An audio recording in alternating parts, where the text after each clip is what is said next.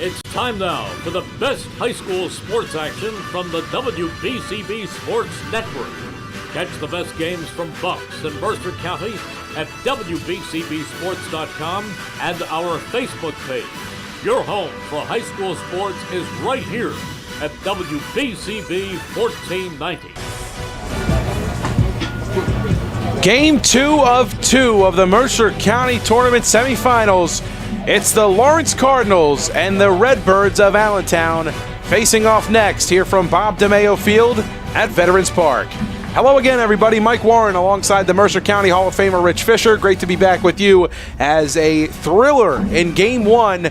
The Hun Raiders able to walk it off on the big swing. A 2-run blast from E.J. Balowitz sends the Raiders back to the tournament for the second time in as many years. And Rich Fisher, a potential rematch at stake as Lawrence and Allentown, a rematch of last year's first-round game meeting here in the semis, but a potential rematch for the championship even as Allentown and Hun faced off in last year's championship game. A chance for the Redbirds to see themselves back in the final round at Trenton Thunder Park on Thursday night. Absolutely.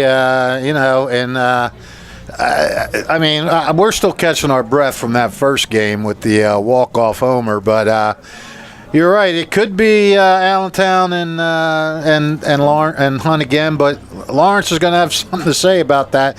The top-seeded Cardinals have been, the best team in the CVC from day one after a great year last year, and they were severely tested in the opener, just like our first semifinal of the night. Both of these teams got here different ways. Allentown, the 4th seed, big blank Tightstown 7-0. Eddie Worcester pitched a really good game on the mound. Lawrence had to go 9 innings before they eked out a 1-0 win over Pennington. And Kellen Moore pitched 8 shutout innings in that one, and Rob Kelly got the win in relief. But, you come in, you got Allentown as the defending champion, so they have that to spark them. Hey, we want to defend this. The Redbirds have given Lawrence their only CVC loss of the year. The Cardinals are 19-2. Worst threw 6 1/3 innings, a 4-hit ball in that one when they beat the Cardinals. But tonight, Coach Brian Nice turns to the Stockton-bound right-hander Tim Welsh to try and stymie the Cardinals. Welsh has been outstanding this year, 0.63 ERA, 29 strikeouts in 22 1/3 innings. Allentown's offense has been tremendous. 321 average, 439 slugging percentage. A lot of that comes from Rutgers-bound Jack Sweeney. He's hit 5 home runs. Dom Manzilla's having a great year, 429. 5 other guys average over 300. And the Redbirds like to run. They have 44 stolen bases. So, Dobson's got to be on his toes behind the plate for Lawrence. Now, Lawrence is in the finals for the first time in anyone's memory. Can't remember the last time a Lawrence team has been to the finals, and the Cardinals have never, ever won a Mercer County tournament. So if they're going to do it, this has to be the year, because this is the last year for the tournament before it becomes a CVC tournament. And interestingly enough, with all the success that he has had in his career, Jim Mayer with over 400 wins and state titles and sectional titles and division titles, never has won a county tournament championship. Wow. Which, I find that hard to believe. Right. But it's true. Cardinals are a hot team. They've won 10 out of their last 11, so they got momentum going. They got beat by, I think it was Ewing 6-5 the other day. Right. No, they didn't. No, that wasn't them. That was somebody else. No, they've won 10 out of 11. Their only loss during that time was to South Brunswick. And, much like Mayer's favorite team, the Phillies, the Cardinals are blessed with a wealth of starting pitching. I mean, Kellen Moore goes 8 innings in that game, and you think, they burn their ace. There's nothing left. Well, sophomore Aiden Poot is on the mound tonight. In 8 appearances, 0.39 ERA, 58 strikeouts, and 36 innings pitched. Poot's pitched in clutch games before. He fared well against Robbinsville last year in the state tournament. And if he falters, they got plenty of other arms to rely on. I mean, Jimmy Mayer says over and over again, I got 6 guys on my staff that could play college baseball. Not all Division I, but right. Could play. Cardinals are also having a big year offensively. They're hitting .322, .423 slug percentage, 47 extra base hits. They have 7 regulars over 300, and shortstop Robert Kelly's leading the way at .379. And Jimmy Mayer said, Kelly's going to Monmouth next year, and he said if he's going to play, he's going to have to start to hit, and he's hitting this year at .379. But this is a dream matchup. It really is. I mean, this is a game I'd like to see in the finals. You got 2 really good coaches in Brian Nice and Jimmy Mayer, and you got 2 teams traditionally very good. Well, I shouldn't say Lawrence is traditionally very good. They've just gotten good over the last year or so. But I mean, they've been the best team in the league this year, and it's a rematch of the only team that's beaten Lawrence. So, this is going to be one of those games, I think, where you might have to scratch out a run or two, take advantage of every opportunity that you get with 2 good pitchers on the mound. And, even though we have 2 really good hitting teams out there, we might be looking at a 3-2, 2-1, 4-2 game, something like that. So we'll have to see how it plays out. Look, if it's 2/3 as good as that first game we had, we're in good shape. Well, you mentioned some of the powerful bats we might see here tonight. You mentioned Jack Sweeney, the Rutgers Scarlet Knight, the future Scarlet Knight, with 5 home runs on the season. His average up at .393 coming into tonight's game, and he's just really been remarkable all season long for them. 26 runs batted in, 22 hits, 30 walks issued to Jack Sweeney this season. Can only imagine the number of those that are intentional, because the scouting report with this kid does not lie. He's got pop in his bat, and he can spray to all fields. And really, when Allentown's at their best, it's the 2 guys that we mentioned in Jack Sweeney and Dom Manzilla getting the job done. You think .393 is good? Well, Dom Manzilla is sitting at .429 with his batting average coming into tonight. Yeah, and like you said, you wonder how many of those were intentional on Jack Sweeney, how many others were pitch arounds where they just didn't give him anything. I'm sure it's in the book. Look, Jack Sweeney isn't a one-hit wonder. Jack Sweeney has had an incredible career with Allentown. He committed to Rutgers very early. I don't think anything's changed there. He's going to be going. He's going to stay in the state, which is good for the state and good for the county. Well, the CVC, since Allentown's not really in the county. But, it's Sweeney's just it's been a pleasure. I haven't seen a lot of Allentown games, but the ones I have, it's been a pleasure to watch Sweeney play. And, he's a stud. There's no 2 ways about it. And he's not even the only D1 player they have. Eddie Worse is going to NJIT next year.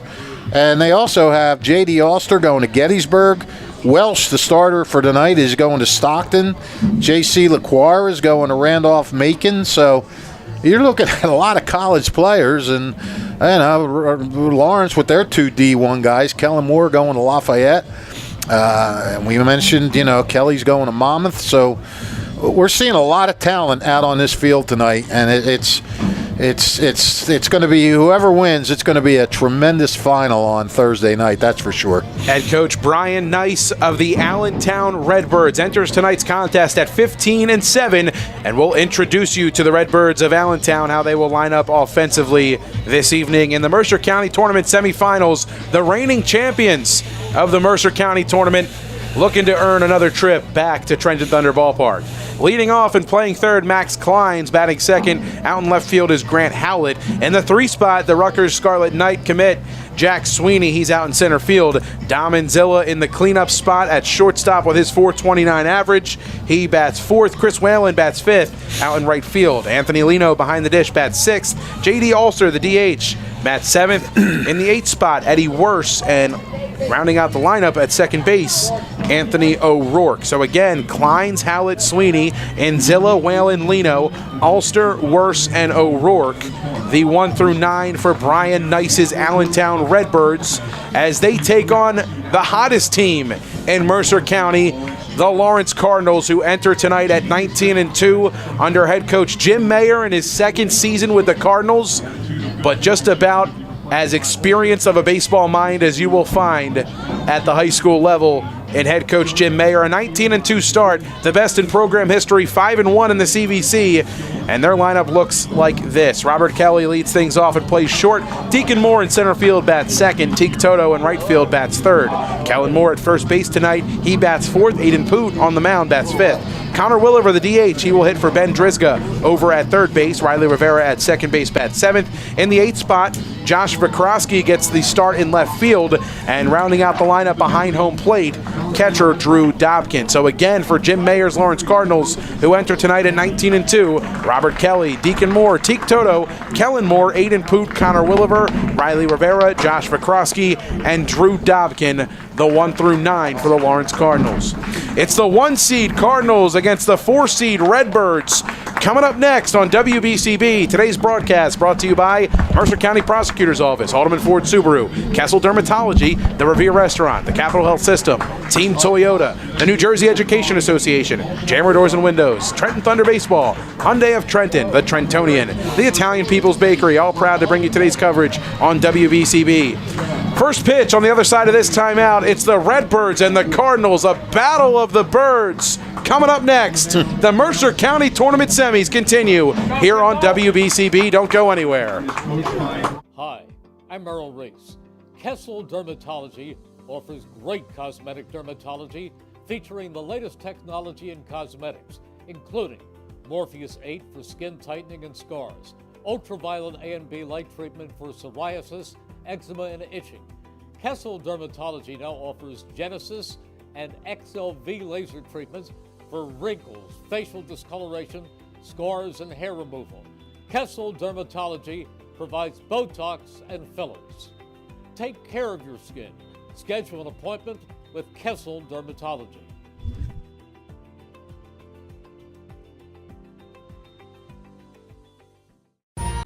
Capital Health's primary care network continues to grow, bringing its extensive option of locations to your neighborhood. Whether you're scheduling a wellness checkup or not feeling well, advanced medicine starts with a Capital Health primary care doctor at locations near you in Mercer, Bucks, and Burlington counties. To find a Capital Health primary care location that's convenient for you, visit capitalmedicalgroup.org.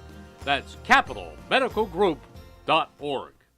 This is Merrill Reese reminding you that Haldeman Ford Subaru on Route 33 in Hamilton Township is more than just a great place to purchase a new Ford, Subaru, or pre-owned car or truck. Their collision and service centers services all makes and models and specializes in fleet service. Haldeman's Collision Center is renowned for their work. It's a state-of-the-art facility, all insurance accepted, free estimates and loaner cars available, and one of the friendliest staffs around. From small dents to major repairs on any make or model, it's Haldeman Ford Subaru Collision Center, Route 33 in Hamilton Township. They're good! Hi, I'm Merrill Reese. Kessel Dermatology has a highly rated and award-winning dermatology team with over 130 years of collective clinical experience. They've been voted as the region's best dermatologist and doctor for 20 consecutive years.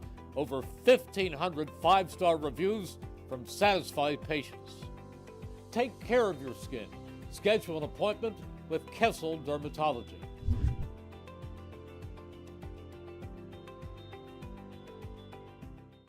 Hi, this is Mercer County Prosecutor Angelo Honorfree, and I hope you're enjoying today's game. I'd like to commend today's students for participating in today's event. Being a part of extracurricular activities, whether it's an athletic event, marching in the band, or performing in the school play, or being on the debate team, is good for today's youth. And parents, stay involved in your children's activities and encourage them. An involved parent nurtures your children to accomplish great things. I'm proud to support the youth of Mercer County. This is Angelo Honorfree, your Mercer County prosecutor, and I hope you enjoyed today's game. As the sophomore righty toes the rubber for the first time tonight, Aiden Poot and the Lawrence Cardinals take the field here from Veterans Park at Bob DeMeo Field. If you're just joining us alongside Rich Fisher, my name is Mike Warren. Jordan Hirsch doing an outstanding job indeed on our camera work this afternoon. If you were around for Game 1, you saw the great catch in right field by Gavin Hopkins, and Jordan was able to capture that clear as day. Great job by Jordan. He's on our camera work today. Gus Barber producing both of our streams here this afternoon from Veterans Park. It's always good to have the crew here, and it's always good to be with you folks as we continue our high school baseball coverage. The Mercer County Tournament, the last year of its existence, as Rich Fisher has informed us on both of these broadcasts, and just means just a little bit more. It's always meant a little bit more. The Mercer County Tournament, whether it's the basketball level, the baseball level, getting to play at the arena back in the day, getting to play at Trenton Thunder Ballpark now with baseball. Those games mean a lot to these kids. Well, and you know what? And you know why this particular tournament is really good, and so is the softball tournament usually every year. Sometimes you have tournaments where there's one team that's kind of the clear cut. They're going to win it, like Ewing girls basketball the last few years, or Trenton Catholic a couple times in the boys basketball. This you have in both semifinals. You had 4 outstanding teams that are all capable of winning this thing. Today was no different. You got 4 teams, and you got teams that once this is over, well, the 3 public school teams, they'll be chasing a NJSIAA tournament. First pitch to Max Kleins, located beautifully by Poot on the outside corner. No balls, 1 strike. First pitch fired in at 7:02, right on time. They'll all be in Group 3, of course, Central Jersey Group 3. Line, but foul down the third base side and into left field towards the warning track. Aiden Poot finds himself ahead. No balls and 2 strikes to Max Kleins.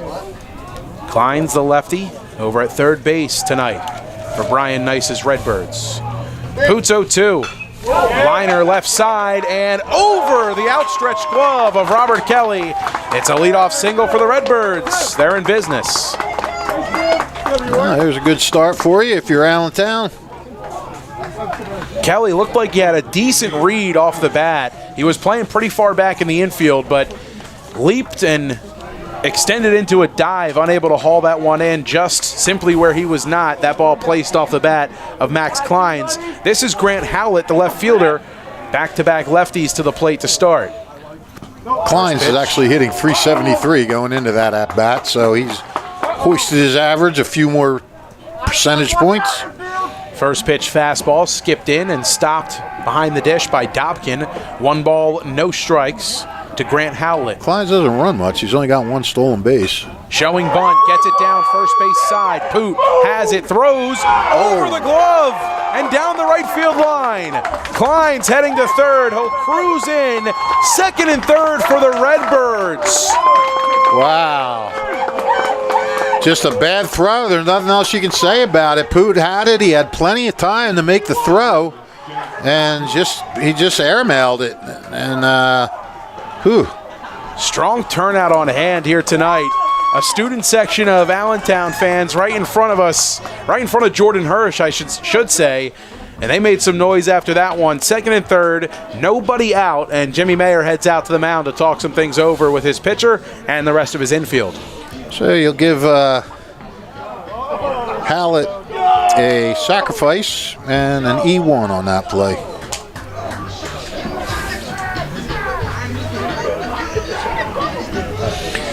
And we said at the top of the broadcast, a game like this, you really want to eke out runs when you can, and now Allentown has a great opportunity to do that right now. As great of an opportunity as they can get with one of their strongest hitters at the plate, their home run leader in Jack Sweeney. He's ahead 1 ball and no strikes against Aiden Poot.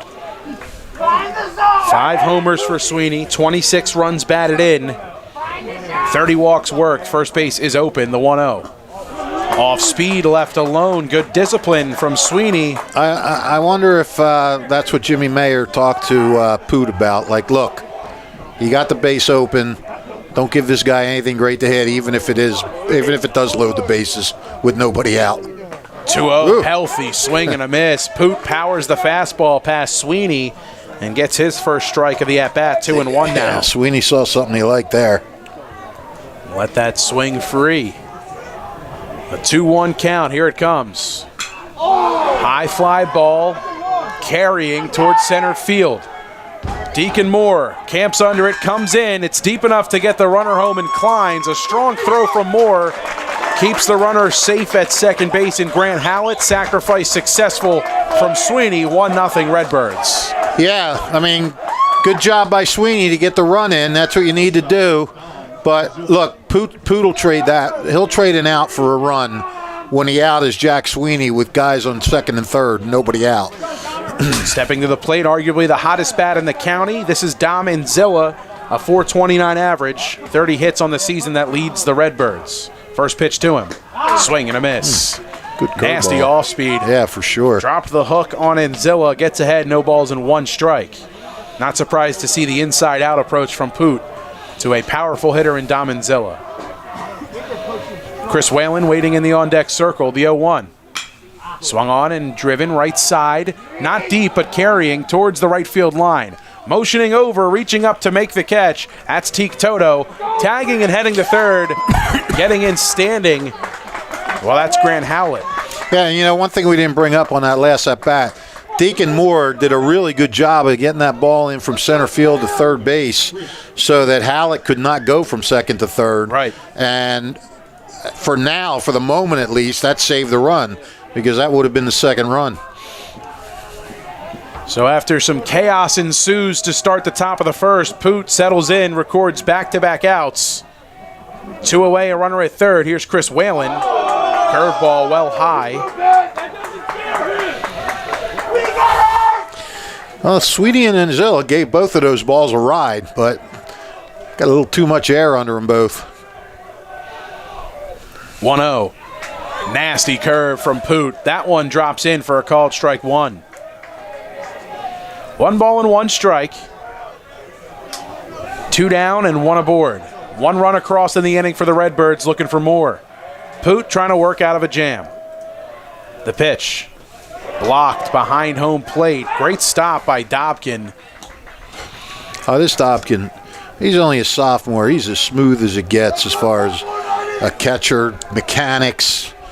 I know most catchers are tough, but he's especially tough. I watched him on Friday in a cold, rainy game take a lot of balls off of places padding doesn't cover.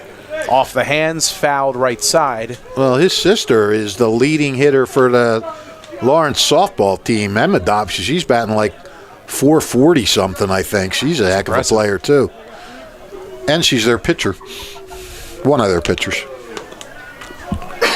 2 balls, 2 strikes, 2 down, 1 aboard. 1 across already in the inning for the Redbirds. Whalen patiently waiting. Poot kicks and deals the 2-2. Swung on and missed. Elevated fastball got Whalen to chase. Poot strands a runner, but the Redbirds strike for 1 in the top of the first inning. Allentown leads 1-0, but the Lawrence Cardinals, they'll get their first crack at it on the other side. New Jersey is home to the best public schools in the nation, and that didn't happen by accident.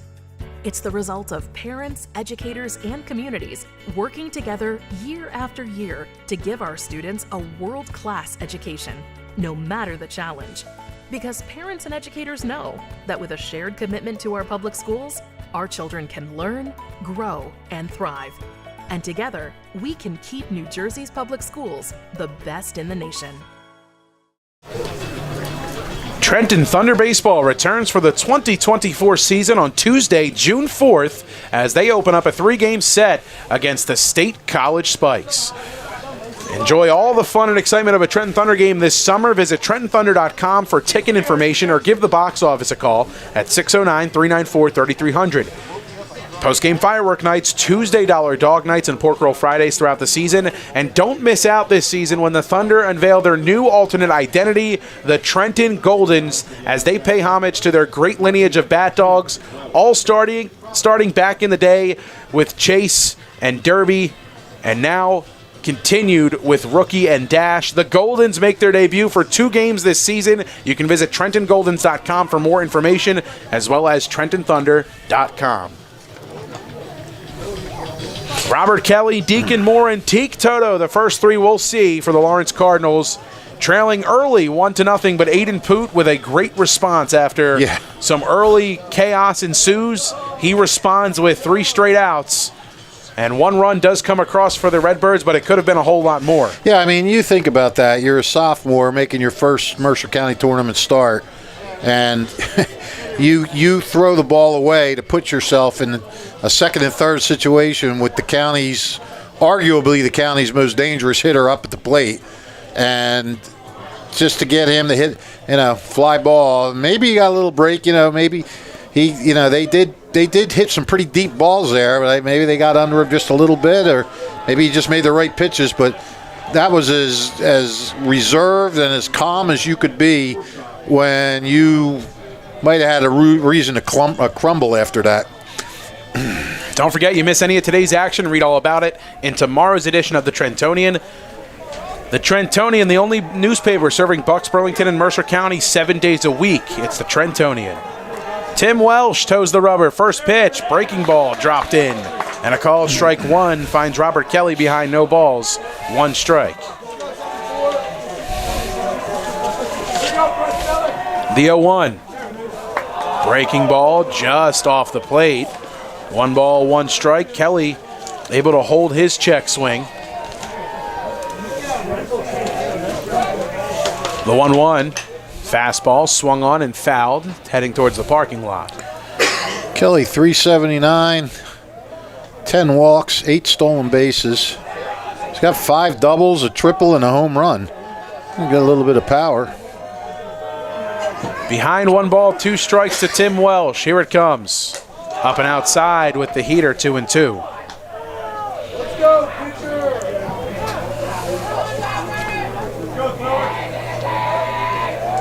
Kelly leads the team with 19 runs scored. 2-2. Swung on, hit towards right field. Going back, camping under it, and unable to make the catch is Chris Whalen. Kelly's on his way to second. They struggle to get it in, and they just do as Kelly celebrates on second base. Leadoff man aboard for the Cardinals. Chris Whalen looked a little bit like he was fighting that the whole way. He was kind of edging back, and all of a sudden, plop, out it came. Kelly might have been able to get to third with how long it took Whalen. He was more than fine staying on second. It's where he is now, E9, the scoring. And a runner in scoring position, the tying run in scoring position. Deacon Moore stares at a fastball away, and he's ahead 1 ball and no strikes. Well, both teams got a break here in the first inning. Lawrence got a throwing error on a bunt, and now a drop fly ball. Allentown took advantage of its break. Let's see if Lawrence can do the same. Beautiful bunt by Moore. Right side of the mound. And a great throw by Tim Welsh to retire Moore for the first out. Yep. Good job. Everybody did their job right there. Kelly's on third with 1 down. This is Teak Toto, who's been swinging a hot bat of late. Teak Toto, I think, was the team's leading hitter last year. First pitch to him.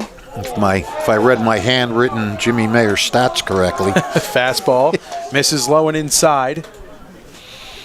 Toto at 344 with the average on the season. A 1-0 count to him. Welsh's pitch. Breaking ball dropped in for a called strike 1. Layden Poot relied on his curveball for a couple of called strikes, and now Welsh doubling up in the inning in terms of called strikes with the curve. The 1-1. Fastball misses off the plate. It's a big run for Lawrence to get because they fall behind 1-0 right away, and if they can come back and get that run right back, it's quite a lift. If Welsh can get out of it, that gives Allentown even that much more momentum moving on. Welsh falls further behind Toto. Back-to-back balls make it a 3-1 count. 3-1 count, I should say. 1 down and a runner on third in Robert Kelly. The pitch. Fouled back and the count is full. 3 balls and 2 strikes to Teak Toto.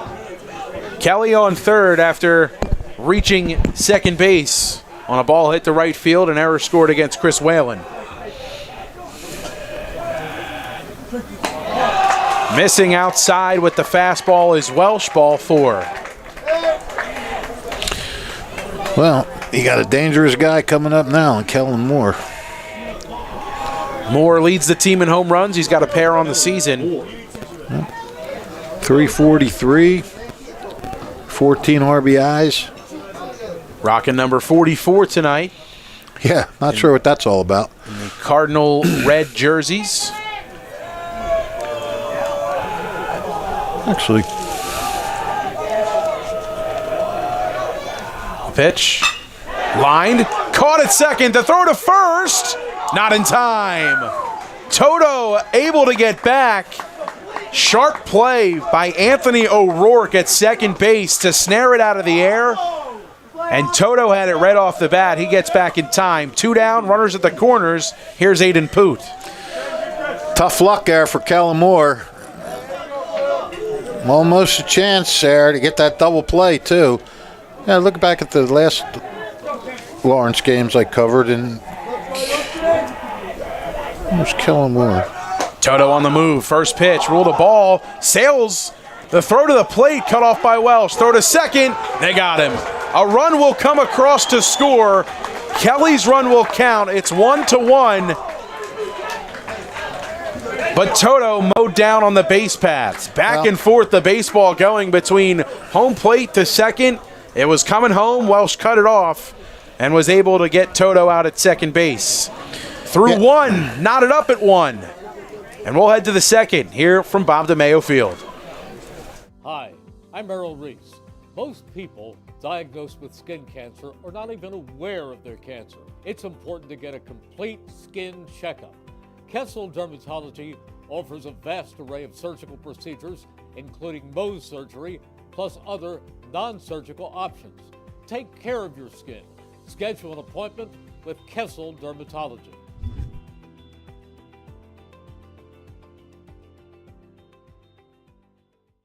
Hi, this is Mercer County Prosecutor Angelo Honorfree, and I hope you're enjoying today's game.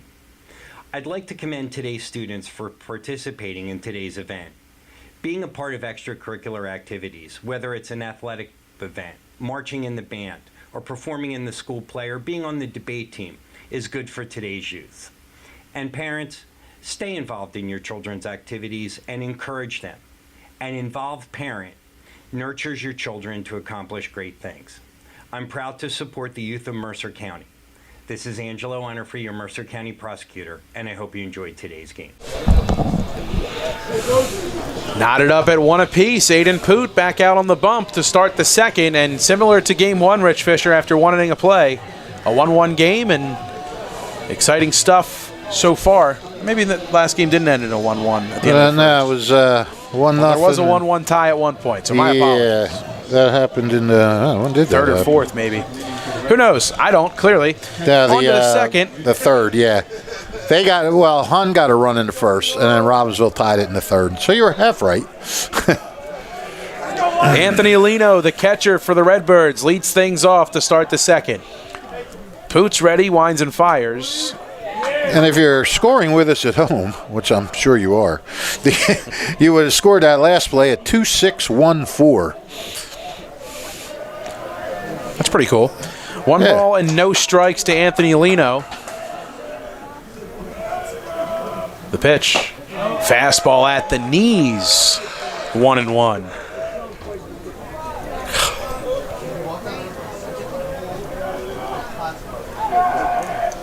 Each team bringing home a run in their half of the first. Unearned run. Fly ball right side, trending towards the parking lot and out of play. So each team sort of gave the other one, helped give the other one a run. Let's see now if we settle in. Poot ahead. 1 ball and 2 strikes to Anthony Lino.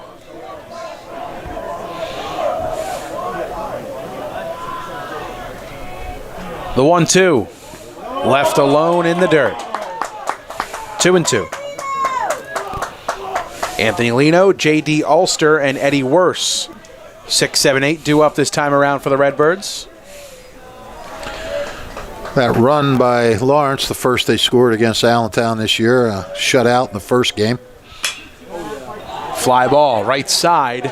Going to be tough to keep it in the field of play, and it hits off the fence. Risky territory for Kellen Moore down the first base side and trending towards right field and foul ground. Still 2 balls and 2 strikes.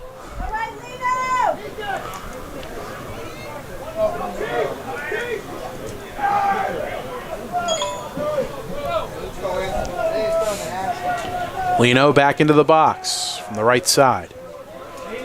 Poot looks in, gets the sign from Dobkin. He's ready. The 2-2. Fouled again.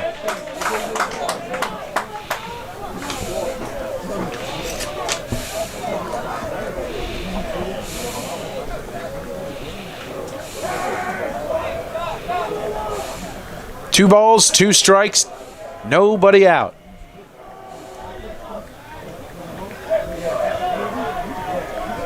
Two. Swing and a miss.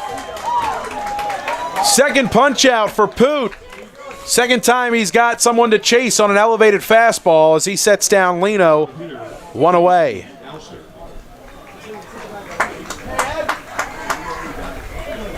J.D. Ulster steps in, the designated hitter. First time today from the left side.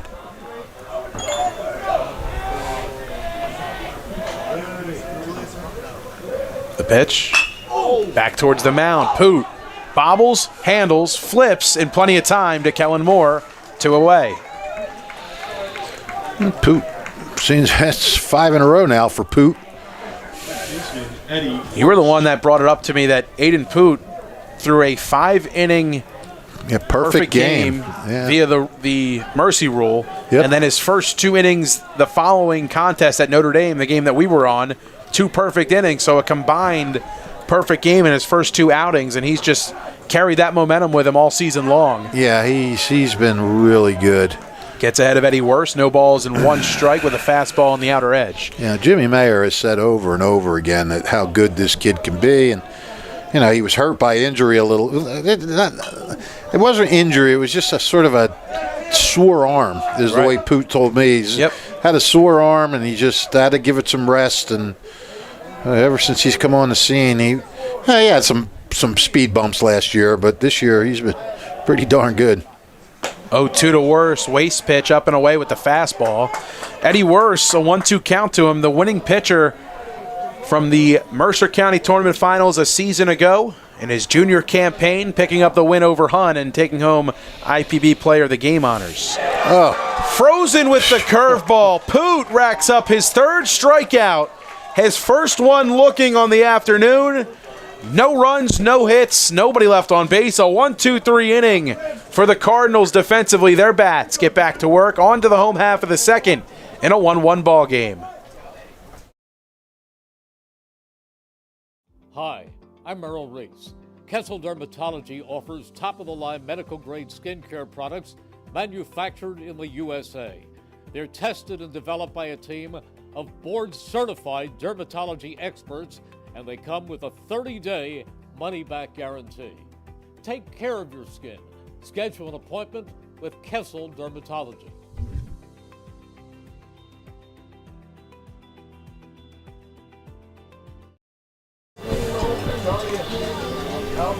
Tim Welsh back out on the mound yet again, and a 1-1 game. Aiden Poot after a 1-2-3 inning. Welsh looking for something of the same in his part this time around. Home half of the second. Each team a run across in the first. Redbirds set down in order, and for Tim Welsh, using some of his defense to help him out of that first inning. And he was part of that defense, cutting off the throw to home and able to get Teak Toto trying to snag second. And it seemed like that design double steal play where Jimmy Mayer wanted Teak Toto to get caught in a rundown, but I don't think Toto saw the throw out of the hand of Lino behind home plate. Yeah. It was a high throw sailing towards center field that was able to be hauled in. Well, I mean, either way, Lawrence got the run that it wanted. Sometimes those things don't work out. Sometimes they get the runner at home. Right. So it's wasn't perfect, but it was good enough to tie the game. So Aiden Poot will lead things off. He was the man at the dish when the inning ended on the out force on the base paths. Poot stares at a fastball, crosses just above the belt. Ruled a strike, 0-1. Poot, pretty good hitter too, 321.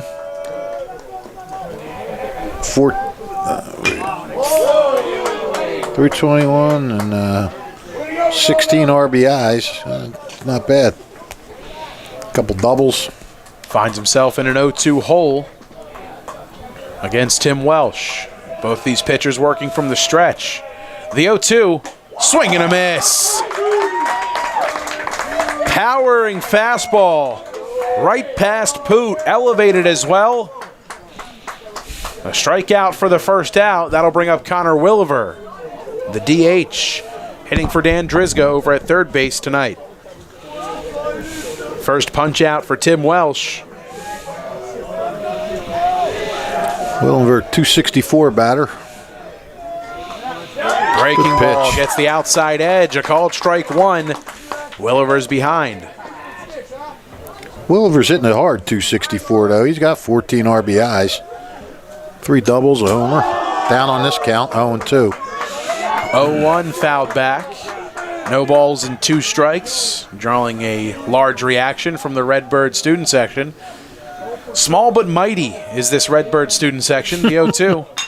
Driven towards center field and carrying, but camping under it is Jack Sweeney, ever so calmly. 2 down. That'll bring up Riley Rivera. Rivera with a couple of hits in the win over Pennington. His first crack at it tonight. 2 down and nobody aboard for him. Home half of the second. Knotted up at 1 apiece. Welsh kicks and deals. Fastball outside edge, called strike 1. Did you do that game, Mike? I did, yeah. The Pennington Jordan, game? myself and Jordan Hirsch were on the call for that one. Oh, okay. A 1-0 win on a walk-off wild pitch. Driven and into center field for a poke. Rivera keeps his hot bat alive. His third hit in 2 games, and his first one here tonight, he's 1 for 1. Yeah, heating up at the right time. How did their winning run score? On a wild pitch? Yeah, wild pitch. It was Connor Crowley that came into courtesy run, and I believe he came in for Williver, who got on base. Either he hit a single or walk to start the inning. Crowley came into courtesy run for him and then was able to move around the base paths and come across. Swing and a miss. This is Josh Vakrosky. Finds himself behind 0-1 after coming up empty on the swing at the fastball. It's a little reminiscent of opening day, or it was Lawrence's second game when they tied the game on a wild pitch against Robbinsville in the 7th and then won it in the 12th. Trasky, a 333 hitter. A lot of guys hitting 333 on this team. Coming into the game, 1, 2, 3, 4 guys had exactly 333 averages. Throw over to first. Back in time is Rivera. 1 ball, 1 strike to Josh Vakrosky. The pitch. Nasty curve. Dropped in on the back foot. 1-2. Yeah, both of these guys showing some sharp breaking balls tonight. Welsh's 1-2 pitch. Runners on the move. Throw to second base. He got him! Anthony Lino, a laser that went right past the nose of Tim Welsh to retire Riley Rivera. Yeah, I think he got him on the leg, didn't he, as he was coming down? Hard That to tell. he did. Welsh was kind of blocking my view there a little bit, but No runs, 1 hit, no errors, and nobody left on base. Tied up at 1. We're through 2 here from Veterans Park. Hi, this is Mercer County Prosecutor Angelo Honorfree, and I hope you're enjoying today's game. I'd like to commend today's students for participating in today's event. Being a part of extracurricular activities, whether it's an athletic event, marching in the band, or performing in the school play, or being on the debate team, is good for today's youth. And parents, stay involved in your children's activities and encourage them. An involved parent nurtures your children to accomplish great things. I'm proud to support the youth of Mercer County. This is Angelo Honorfree, your Mercer County prosecutor, and I hope you enjoyed today's game. Spring is here, and it's time to view the world through Jammer Doors and Windows, a family-owned and operated local business since Babe Ruth started playing for the Yankees in 1920. Today, Jammer continues to SWAT home run sales, service, and installation of garage doors and openers, entry doors, patio doors, and storm doors. Jammer Doors features Rainer garage doors, steel or aluminum, and crafted for dependable, long-lasting service. Jammer Doors and Windows, they do their own work and installation using no subcontractors. Visit them at their showroom, 2850 Brunswick Pike, Business Route 1 in Lawrenceville, or in the Yardley Gristmill, 10 North Main Street in Yardley. You are excused. 9-1-2 for the Redbirds. Anthony O'Rourke, Max Kleins, and Grant Howlett to start the top of the third. 1-1 score, Aiden Poot back out on the bump. First pitch, swing and a miss. Elevated fastballs have gotten both teams to chase so far tonight, Fish. Yeah, they have. I mean, these guys are they're mixing it up nice right now. They got most of their pitches are working, and ooh, that one's working. A nasty curveball to O'Rourke, dropped in from Poot. No balls and 2 strikes. Almost looked like it was out of the strike zone after it crossed the plate. Poot's 0-2. Swing and a miss. Fourth strikeout issued by Aiden Poot. Lineup flips over for the Redbirds. Here's Max Kleins. He's 1 for 1 with a single and a run scored. So, Mike, I'll be going to your event by your alma mater on Saturday night, the Notre Dame Athletic Hall of Fame. Really? Yes. Who's being inducted this year? Oh, our friend Joe O'Gorman is getting in. Is he really? Yes. No way. Yes. Wow. Special contributor. Oh, congratulations, Him and Joe. his cousin George, the late George O'Gorman. Grounder to short. Kelly fields it on a knee. Strong throw. Too strong. Over the head of Moore. Kleins is on second again. Wow.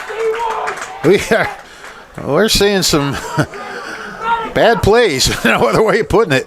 Kelly just, that ball was about 5 feet over Moore's head. Not sure if it got on him quicker than he thought, and maybe just didn't have the right grip as he took it out of his glove, but that one sailed well over the head of Kellen Moore, who is well above 6 feet inches tall. Right. 6 feet tall. So. Yeah, it's got to be a high throw to get it over his head.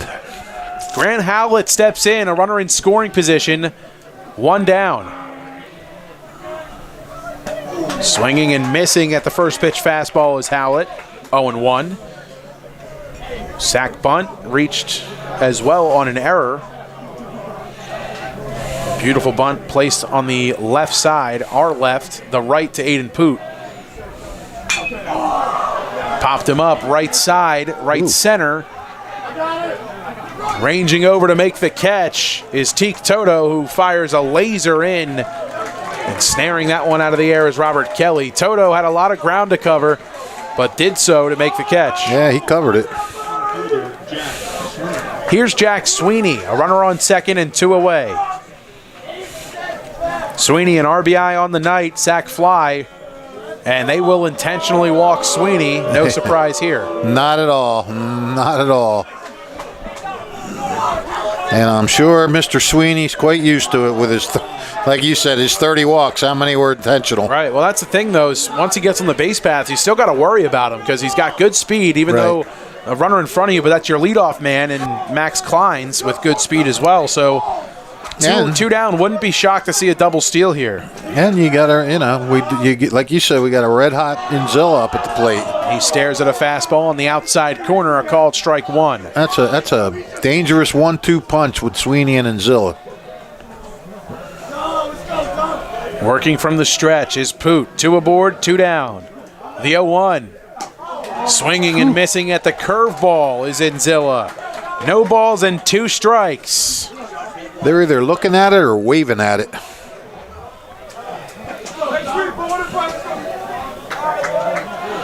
Poot with 4 Ks looking for his 5th. A long look into Dobkin, has his sign. The 0-2. Missing high with the fastball. Laying off was Dom Inzilla, 1-2. You know, ever since you mentioned Taco Bell, that's all I've been thinking about.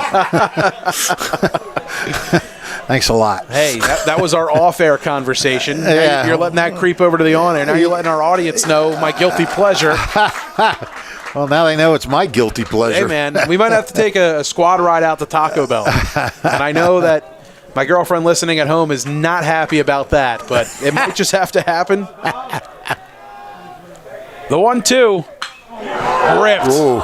Deep to left, but hooking foul. Yeah, he got around a little too early on it. And you can see it sort of being pulled to the left from the time it left the bat. Would have been close for the distance on it, too. I mean, it was well foul, but the distance was still very close. And hugging that left field line is Vikrosky in left. Runners at first and second. Sweeney on first. Klein's on second. Poot set the 1-2. Curveball well outside. Counts even. Deuce is wild. 2 balls. 2 strikes. 2 aboard and 2 down. Top of the third, knotted at 1 apiece. Each team with 1 hit apiece. Poot ready and the 2-2. Struck him out. Poot strands a pair and keeps it tied at 1. On to the home half of the third in the Mercer County Tournament semis.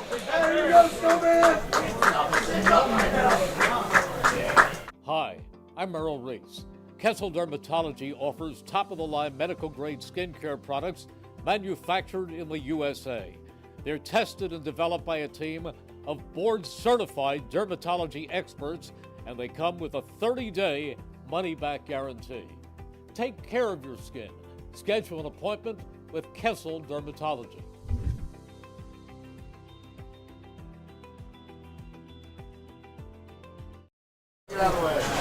Car buying made simple at Hyundai of Trenton, 1655 North Olden Avenue in Ewing Township. Over 100 new Hyundai models from Elantras and Sonatas to SUVs like the Hyundai Santa Fe, Tucson, and Palisade, including hybrid models. Hyundai of Trenton has the inventory, including a huge selection of pre-owned certified vehicles. No market adjustments on any car in stock. Get an extra $1,000 rebate trade-in value towards any new vehicle. Hyundai of Trenton will buy your vehicle even if you don't purchase a car. Fast payment, top dollar paid for your car.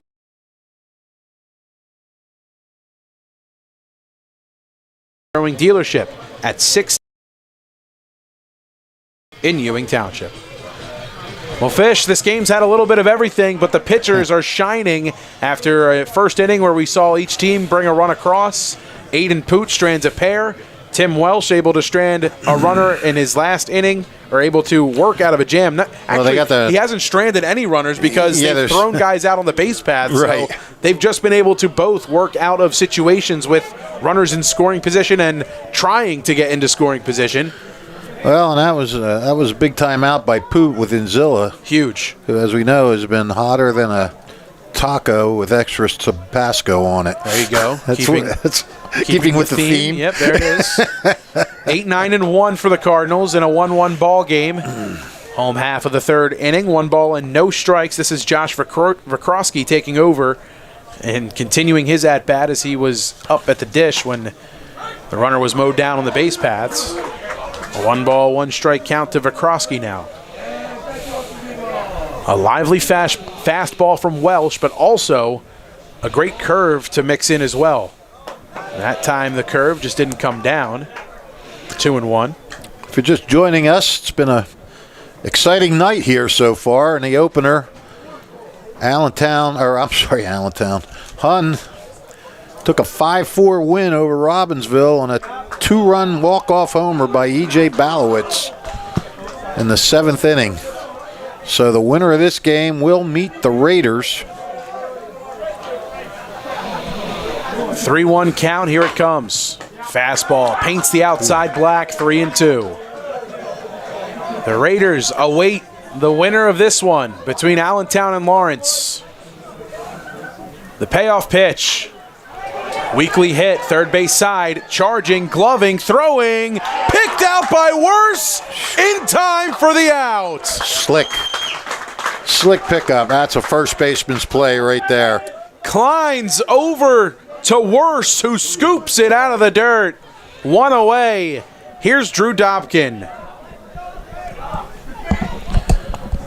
Speaking of Hun, you'd think Tom Monfiletto would be glued to our broadcast here, but he was trying to get out of here to get to a lacrosse game back at Hun. So, good supporting of the other teams at the school by Mr. Monfiletto. Dobkin behind 0-1, swings at the second pitch and fouls it out of play. Now behind no balls and 2 strikes. And Tom also, he's an advisor over at the Hun school and a Hun alumni. Wow, I'm really mixing up all my words here tonight. But yeah, Hun alumni, and they got 3 alums on that coaching staff. Yes, Steve Garrison and I forget the other one. 0-2. He went around. Wow. Lino applies the tag. Second punch out issued by Tim Welsh. 2 down. Top of the order now, here's Robert Kelly.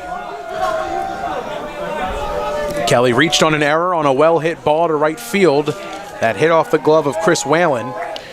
You think Lino sold that swing a little bit when he grabbed the ball and tug him out? Like there's no doubt that he went on it. Hey, that's also good coaching from the Robbinsville staff. Just put the tag on him anyway. You never know. That's the kind of play that maybe 10, 20 years ago you would have seen Jimmy Mayer out of the dugout. But in a lot of ways he's mellowed over the years when it comes to that stuff. Kelly awaits the 1-0. Fastball that misses up and in. 2 balls, no strikes.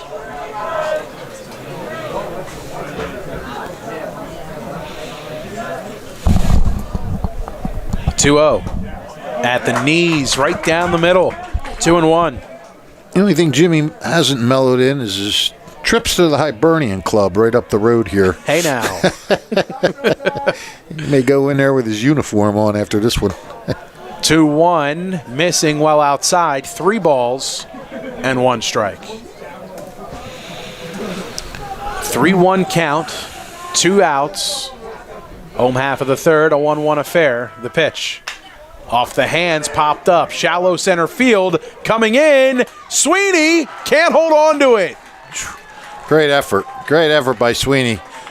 He was the only one really that had a shot at it and gave it all he had, but Kelly blooped it in there. It'll score as a base hit as Sweeney went into a dive. Hit off of his glove. A 2-out single keeps the inning alive for the Lawrence Cardinals. This is Deacon Moore, 0 for 1. Grounded out back to the pitcher on a bunt attempt. Kelly's on for the second straight time. Nasty pickoff move from Welsh. The throw over to Worse was on line, but the tag a bit late as Kelly able to get back in time. Moore waits, choked up on the bat from the left side. First pitch to him. Fastball on the outer edge. 0-1. Good frame job by Anthony Lino behind the plate. Kelly doesn't have an inordinate amount of stolen bases. He's 8. He leads the team with 8. But this might be a good time to go. 2 outs. You make an out, you still got close to the top of the order up. Moore waiting the 0-1. It's on the way. Chopper towards short. Backhanded on a high hop and thrown across the diamond. Worse holds the bag. Anzilla's throw a bit high, but Worse uses his 6-foot frame to haul it in. What's going on out there?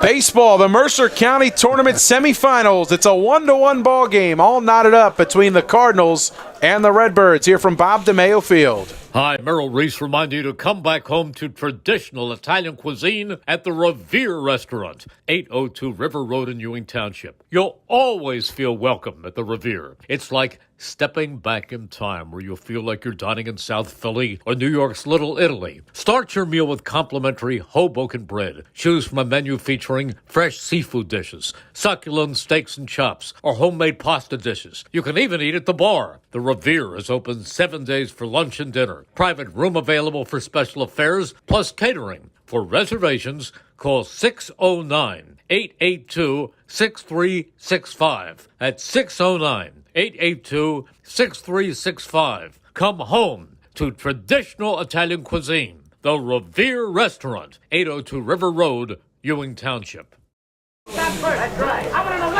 On to the fourth inning here in Game 2 of the Mercer County Tournament semifinals. Alongside Rich Fisher, my name is Mike Warren, Jordan Hirsch doing our camera work, Gus Barber producing tonight's streams, and a great job as always from the crew, a full team effort in a 1-1 ball game. Aiden Poot back out on the bump to start inning number 4, and it will be Chris Whalen, Anthony Lino, and J.D. Ulster. 5, 6, 7 for Brian Nice's Redbirds. Brian Nice in his 19th season looking for consecutive trips to the Mercer County Tournament Finals and looking to keep their championship defense run alive here tonight. Ahead is Whalen, 1 ball and no strikes. Brian Nice, I didn't realize he 19 seasons. Ooh, close. That one almost got a piece of Whalen, now 2 balls and no strikes. He's right up there with Kenny Harrison and Joe Drulis and Brian Giolelli. Right, Brian Nice, yeah. I thought he was about 13, 14 years. 19, wow. 3 balls, no strikes to Chris Whalen, leadoff batter in inning number 4. He looks good out there. He maintains his youth. 3-0. Low and, never mind, a called strike.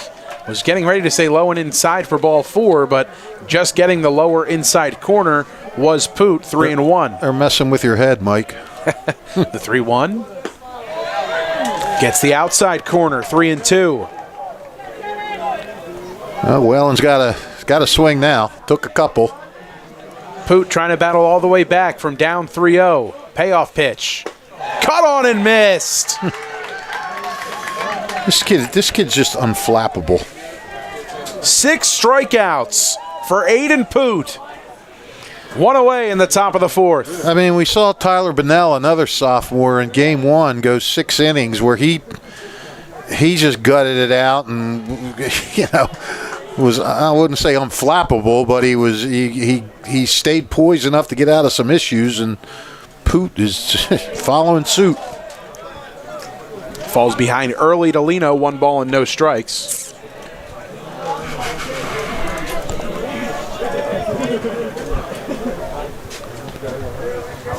The 1-0. Lined, snared out of the air by Drizga. Smoked that one right at him. 2 up, 2 down for Poot to start the 4th.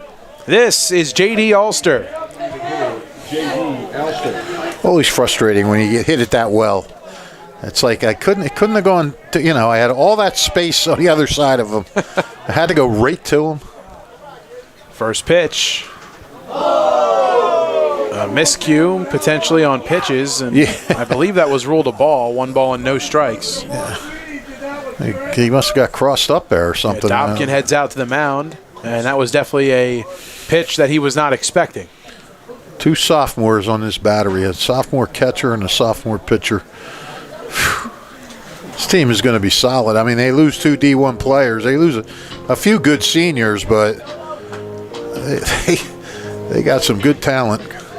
The seniors this year, they became the first Lawrence Little League team to win the District 12 tournament a few years ago, 5-6 years ago. First team to do that in Lawrence in 76. Wow. Yep. The 1-0 to Ulster. Missing up and inside with the fastball. 2 balls and no strikes to J.D. Ulster. And, when they did that, people were saying that, can this team be good? Can they be good when they get to Lawrence? And they are. Painting the lower outside corner is Aiden Poot. 2-1.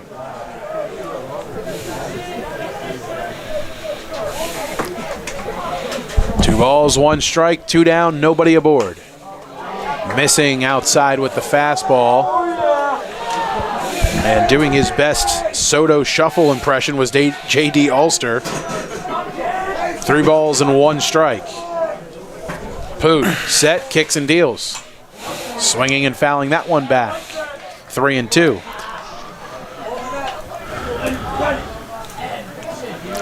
Trying to battle all the way back is Aiden Poot, looking for a 1-2-3 inning.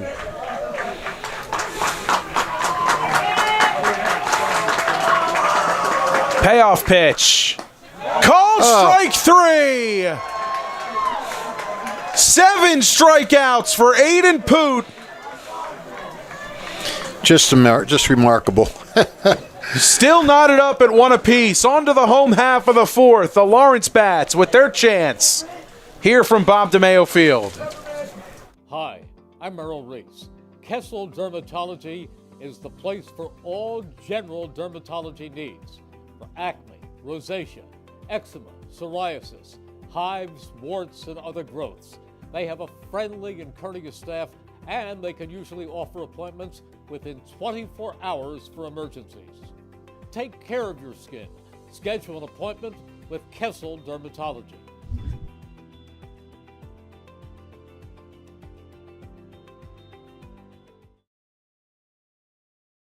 1490 WBCB Levittown and Trenton, and video stream live at WBCBsports.com. Your home for the best local sports in Bucks and Mercer counties.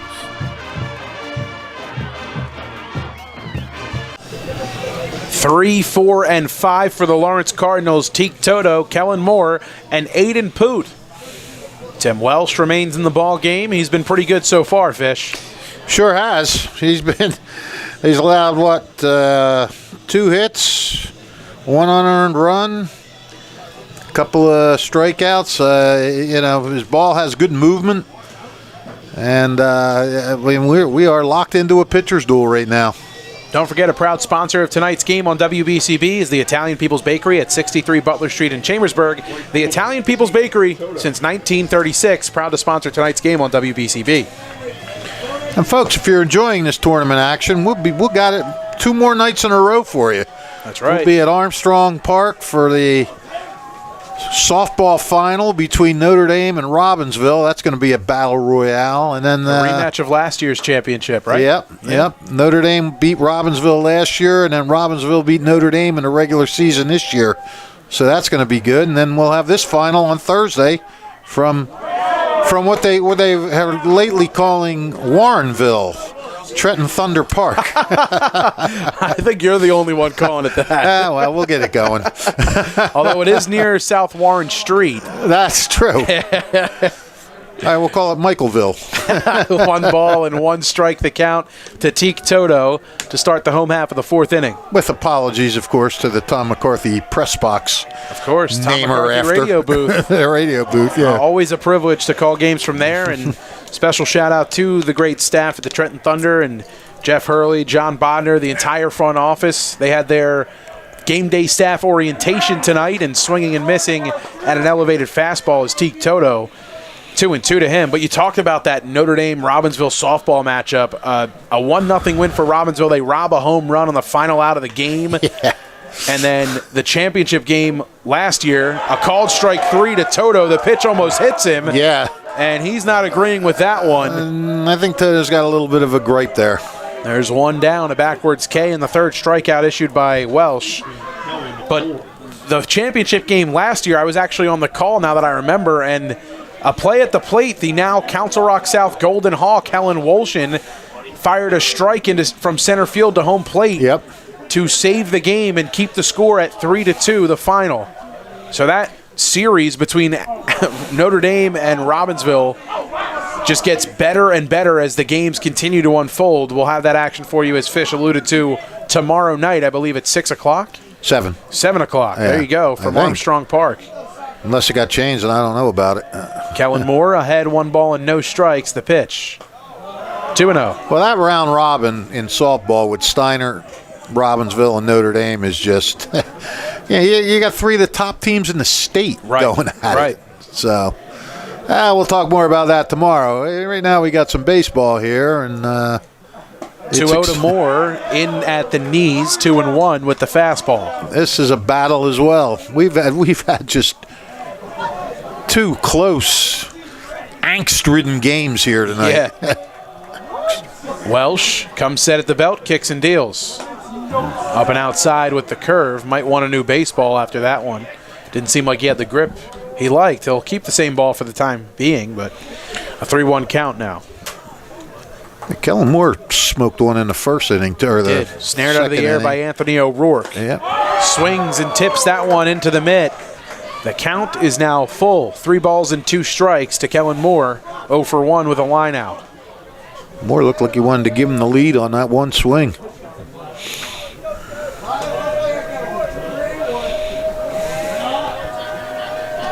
The 3-2 pitch in the dirt. Ball 4. Good at bat from Kellen Moore, a one-out base runner for the Cardinals. Aiden Poot makes his way to the plate for the second time.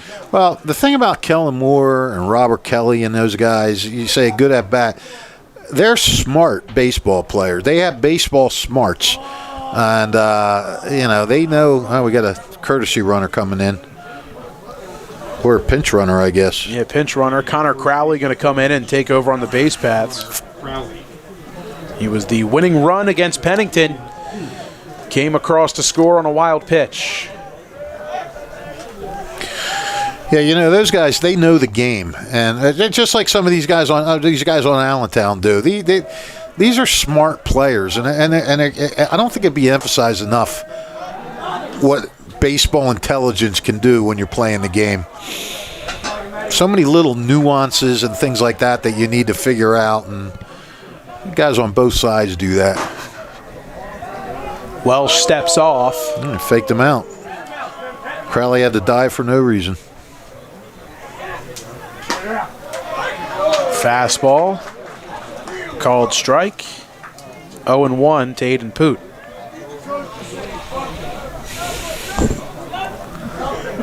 Another move over. That one gets away. Crowley's going to take second. Maybe even third. Worse just gets to it. Crowley will stay put at second. And a runner in scoring position for Lawrence with one away. Mistakes. You cannot make mistakes in this game. E1 as the throw was a bit low for Eddie Worse. It did get a piece of his glove, but still a wild throw over. Poot behind 0-1. Here it comes. Line towards the middle and through for a hit. Being held up at third is Crowley. Runners at the corners for the Cardinals with one away and good speed on the base path. Yeah, that was a good hold because they got that ball in quick. It got out there quick, and they got it in quick. Crowley on third, Poot on first. Here's Connor Williver, the DH. Oh, what a situation for Connor Williver. You think they try and swipe second here with Poot in the early stages of the at-bat? I don't know. It's not a bad idea. And a third to first move from Welsh, and nobody bit. I mean, the point, the risk there is if he's thrown out, then you don't have the sacrifice fly in effect with 2 outs and a guy on third. Point. But if he makes it... Williver shows bunt. He did offer on the outside breaking ball, and Jim Mayer calls him down to third base. No balls, 1 strike. Crowley was pretty well off the third base bag on his secondary lead. Yep. As it looked like the safety squeeze might have been on there, but yeah, I mean he could have followed Crowley. He could have followed him in and then not been in trouble. Go.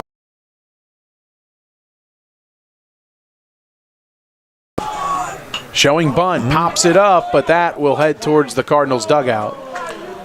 Williver, no balls and 2 strikes to him now. Twice at the safety squeeze. I don't know. Maybe they do try to pull one of those double steals again, That's why they got their first runs. That's right. No balls and 2 strikes to Williver. I mean, if Williver makes an out, I'm thinking. Welsh set at the belt. Kicks and deals the 0-2. There he goes. Poot's on the move, and he wanted to get caught up in no man's land, but he'll just take second base. 2 in scoring position with 1 away for the Cardinals. And a 1-ball, 2-strike count to Connor Williver. Yeah, Allentown wasn't going to go for that. Williver, the 1-2 to him. And that one fouled off.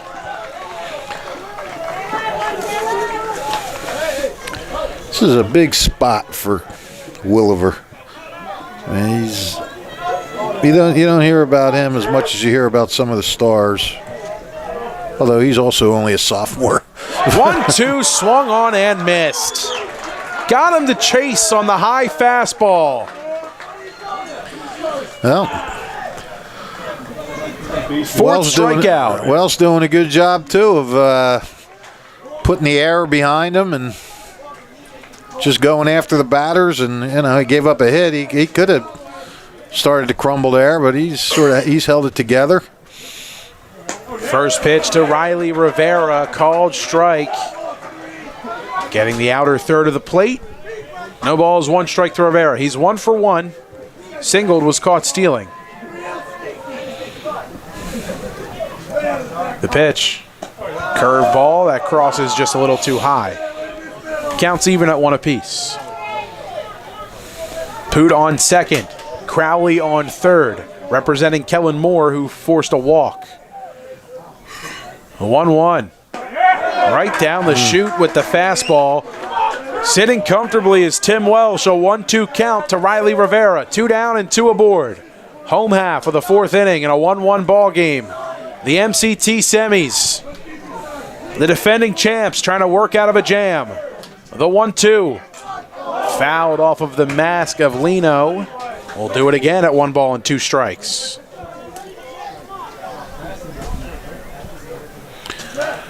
Riley Rivera, just 4 RBIs this year. Boy, how would he love to increase that total by 2. Mentioned it earlier, a 2-hit game against Pennington. 1 hit here tonight. 2 aboard and 2 down. Rivera calls time.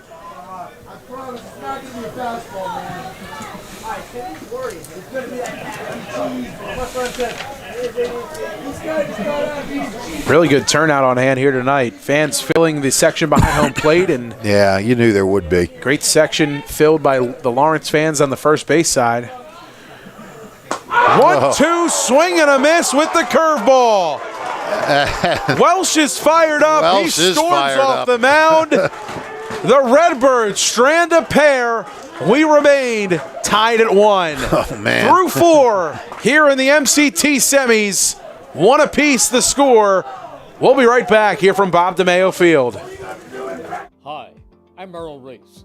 Kessel Dermatology offers great cosmetic dermatology featuring the latest technology in cosmetics, including Morpheus 8 for skin tightening and scars, ultraviolet A and B light treatment for psoriasis, eczema, and itching.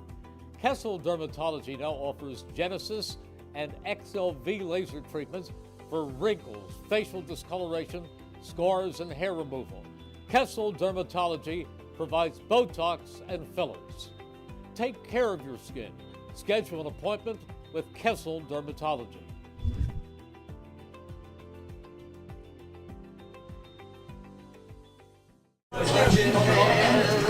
Trenton Thunder Baseball returns for the 2024 season Tuesday, June 4th. Catch all the fun and excitement of a Thunder game throughout the summer. For ticket information, go to TrentonThunder.com or call 609-394-3300. That's 609-394-3300. Post-game firework nights, Tuesday Dollar Dog nights, and pork roll Fridays throughout the season. Trenton Thunder Baseball, big league futures, major league fun. Excuse me again. You are excused, Rich Fisher, the Mercer County Hall of Famer. My name is Mike Warren. Great to be with you guys as always. On to the 5th. And Aiden Poot continues his work out on the mound as he finishes up his warm-up pitches. It'll be 8-9-1 for the Redbirds of Allentown under head coach Brian Nice. After Tim Welsh picks up a couple of strikeouts in the home half of the 4th inning and works out of a 2-runner jam. Still knotted at 1 apiece. Top of the 5th. Yeah, Welsh kind of looked over at the Lawrence dugout and pumping his fists, and there was some emotion going on there big time. And you don't need any extra motivation to get up in this one. The MCT semis, the defending champs, doing everything in their power to try to get back to Trenton Thunder Ballpark. 0-1 pitch to Worse, missing low and outside with the fastball is Poot after he dropped the first pitch curveball in. Count even at 1.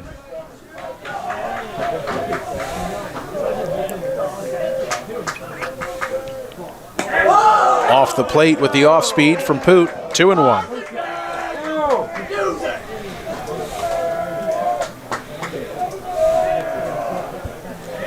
Worse 0 for 1, struck out looking. Looks at a fastball well low. 3 balls. 1 strike to the Allentown first baseman, Eddie Worse. Poots 3-1. That gets the outside corner. Count is full, 3-2. Worse was getting ready to chuck the bat towards his dugout, but he'll have to wait. The payoff pitch. Shot on the ground, right side. Rivera has it, shuffles the feet, flips it over to Moore. 1 away.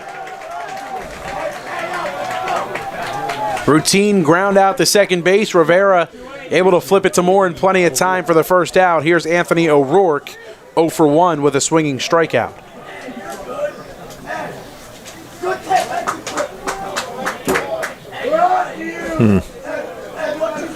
O'Rourke at second base, snared a liner out of the air off of the bat of Kellen Moore. Shows bunt, just gets a piece of it and fouls it straight back. 0-1.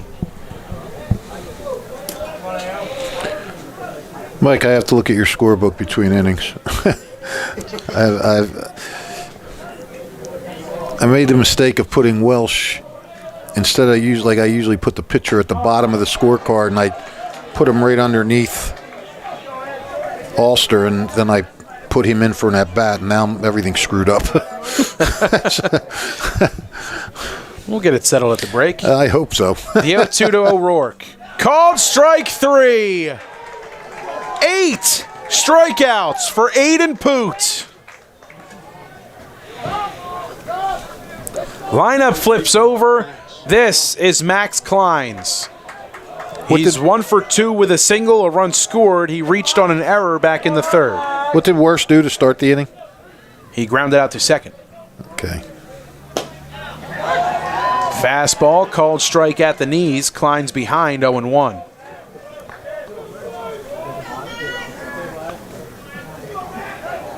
Poot comes set at the letters, kicks and deals, the 0-1. Loops into left field, carrying, coming in to make the catch is Josh Vikrosky. It's a 1-2-3 inning for Aiden Poot. He set down 6 in a row. We're on to the home half of the 5th inning in a 1-1 ball game. The winner of this one will take on Hunn in the Mercer County Tournament Finals on Thursday night from Trenton Thunder Ballpark. 1-1 the score. On to the home half of the 5th. Capital Health's primary care network continues to grow, bringing its extensive option of locations to your neighborhood. Whether you're scheduling a wellness checkup or not feeling well, advanced medicine starts with a Capital Health primary care doctor at locations near you in Mercer, Bucks, and Burlington counties. To find a Capital Health primary care location that's convenient for you, visit capitalmedicalgroup.org. That's capitalmedicalgroup.org. 1490 WBCB Levittown and Trenton, and video stream live at WBCBsports.com. Your home for the best local sports in Bucks and Mercer counties.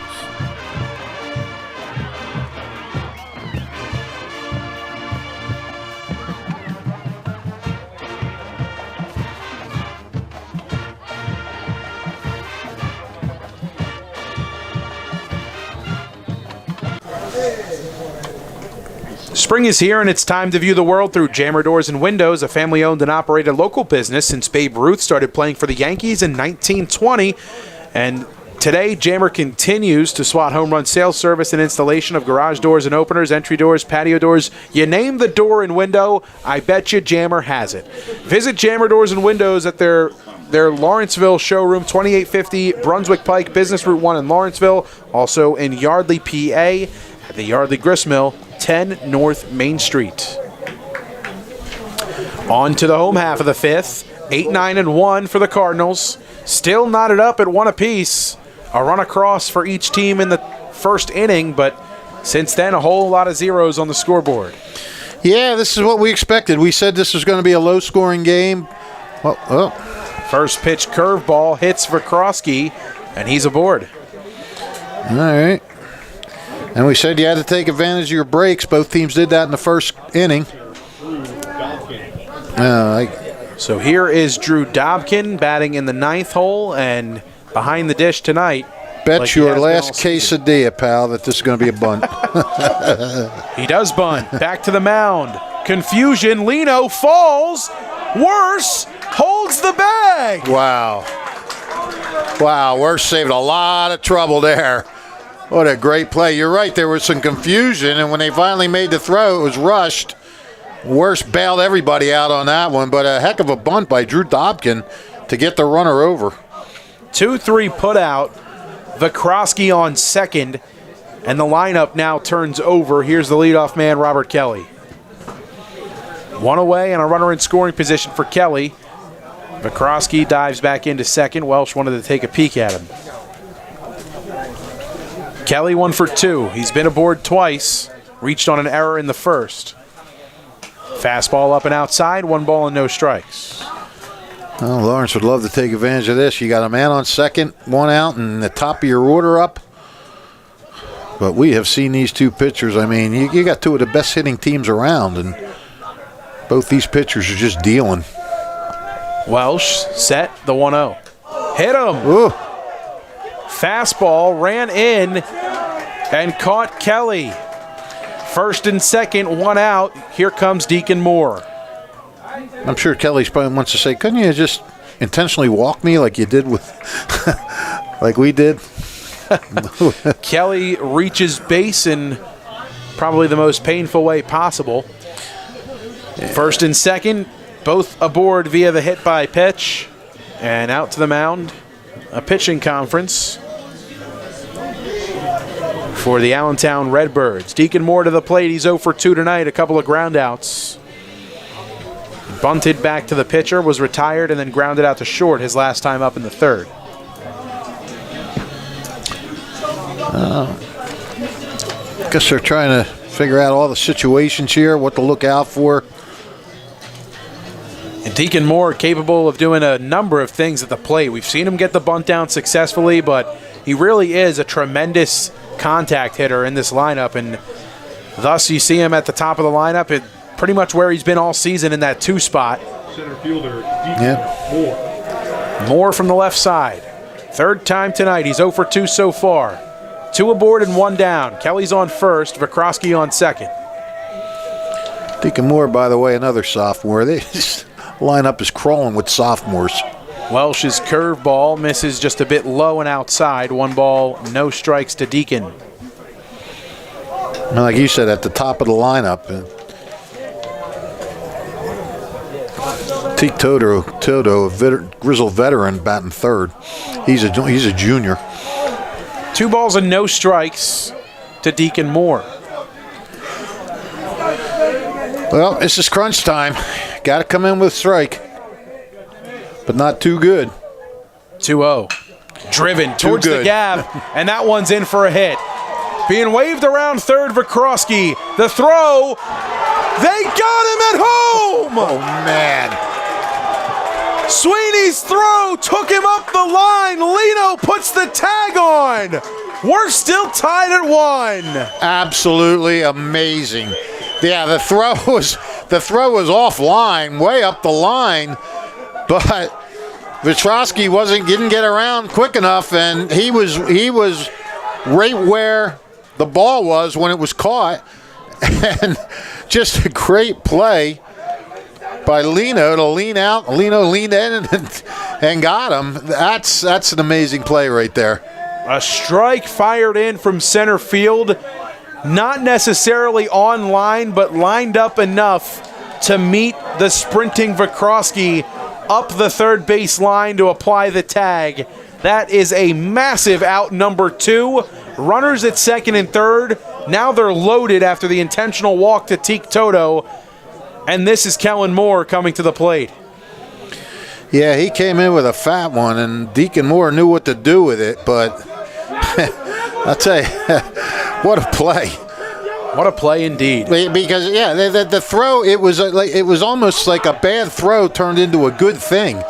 Because when you're throwing it, you want to get it at the plate, but that went up. But fortunately for Allentown, he wasn't near scoring. He was right where the ball was when it was caught. Kelly leads off third. Moore off second. Toto off of first. The 1-0. swing and a foul back, 1-1. Yeah, I don't blame Jimmy Mayer for sending him. I mean, runs have been hard to come by in this game. You got to try to go after them when you can.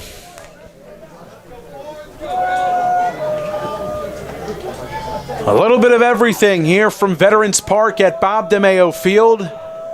Game 1 delivered, Game 2's doing just the same. For sure. Moore awaits the 1-1. In the dirt, and a nice stop by Lino to keep everybody at bay. 2 balls, 1 strike to Kellen Moore. 0 for 1 with a line out. He walked. Was pinch ran for by Connor Crowley. This is so great. These games. This is what you love about doing this. Games like this.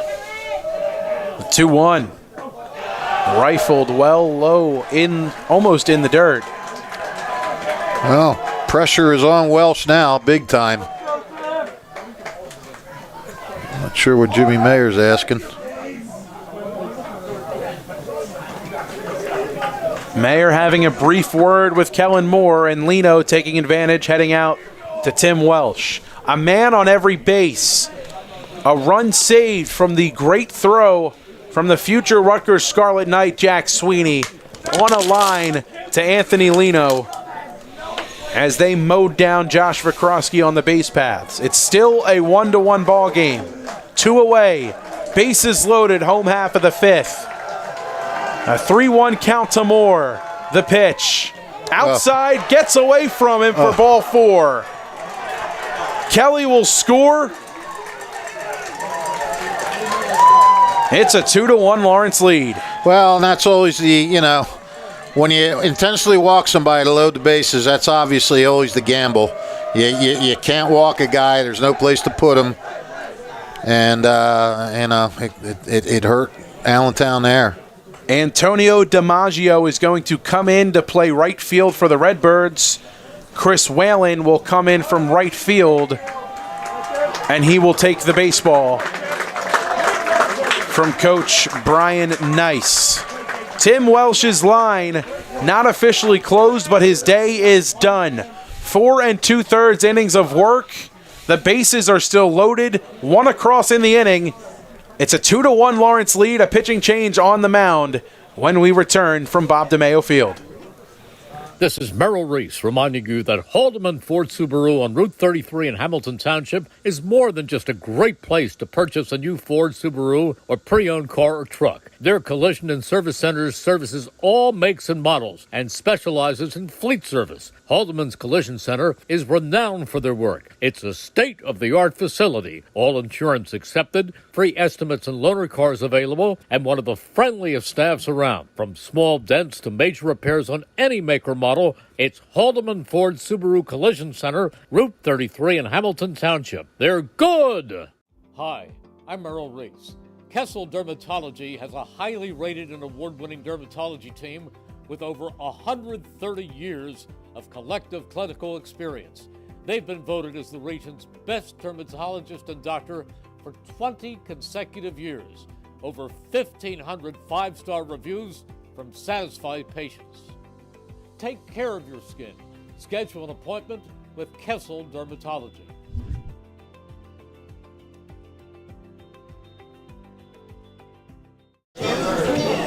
Don't forget, if you miss any of today's action, the Trentonians got you covered 7 days a week. No other newspaper serving Bucks, Burlington, and Mercer County. It's the Trentonian, whether it's online or in paper copy at Trentonian.com. You can visit them online.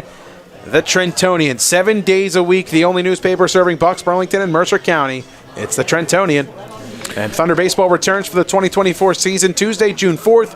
Visit TrentonThunder.com for tickets or call 609-394-3300. Chris Whalen's coming in. He's thrown 9 1/3 innings, giving up 4 hits, 5 runs, 4 of them earned, 6 walks, 12 strikeouts. He's got a 3.00 ERA, and he's got to come in and get 1 out, and he's got to come in and throw strikes. Antonio DiMaggio in right field, taking over for Whalen, who goes from right field to the pitcher's mound. A slow stroll around the side of the mound. And now to the backside. Bases loaded, 2 outs. Here's Aiden Poot. A true chance to help his own cause. Yeah, for sure. 1 for 2 with a single is Poot. Whalen kicks and deals. First pitch, fastball. That was a lively one. His hat flies off. He gets the outside corner. It's 0-1. You mentioned it off the air. He looked like he had some pretty lively stuff, and he showed it on that first pitch. Lively mechanics. The 0-1. Back to the well with the fastball. Almost got a piece of Poot. We're gonna have to watch him pick his hat up every time. This is like a kid from Heightstown we saw a few years ago. we put somebody, I forget if it was the engineer or what, on the hat pickup count. So far it's 2 for 2. Stayed on there. On that time, but the swing and a miss from Poot, the result. More importantly, he got the swing and the miss. 1 ball and 2 strikes to the Lawrence pitcher, Aiden Poot. He's 1 for 2 with a single.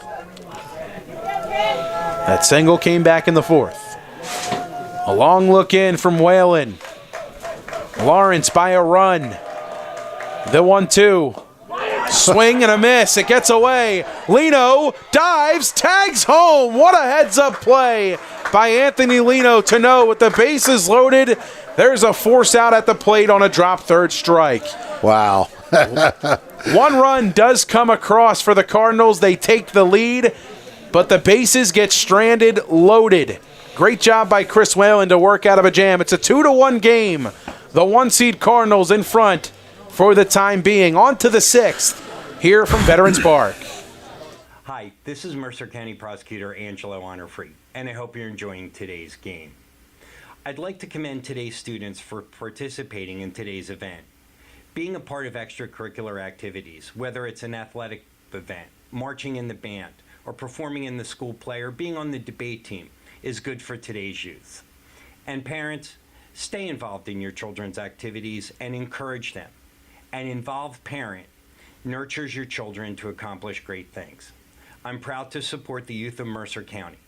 This is Angelo Honorfree, your Mercer County Prosecutor, and I hope you enjoyed today's game.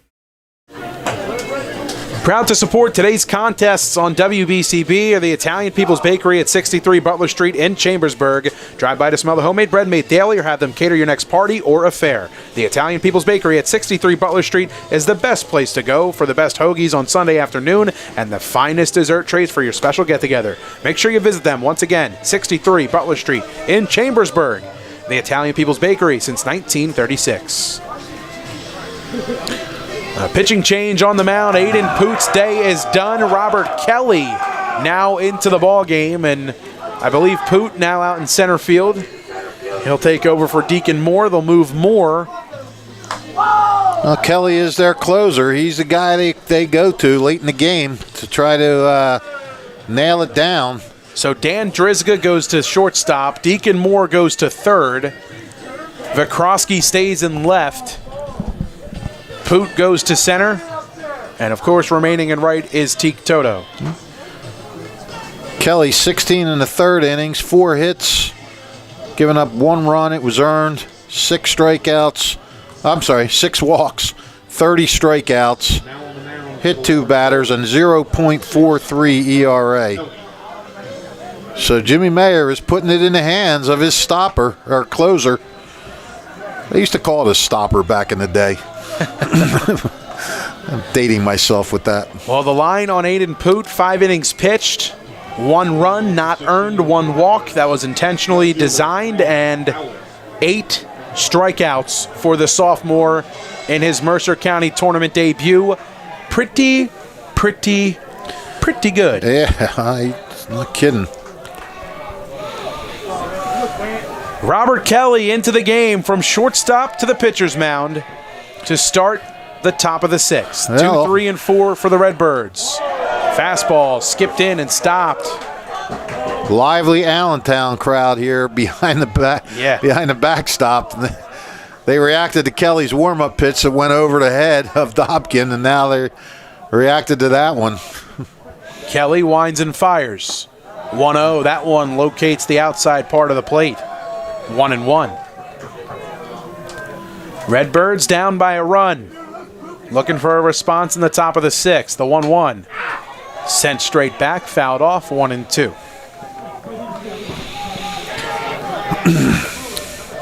Kelly, he's a veteran. He knows how important it is now.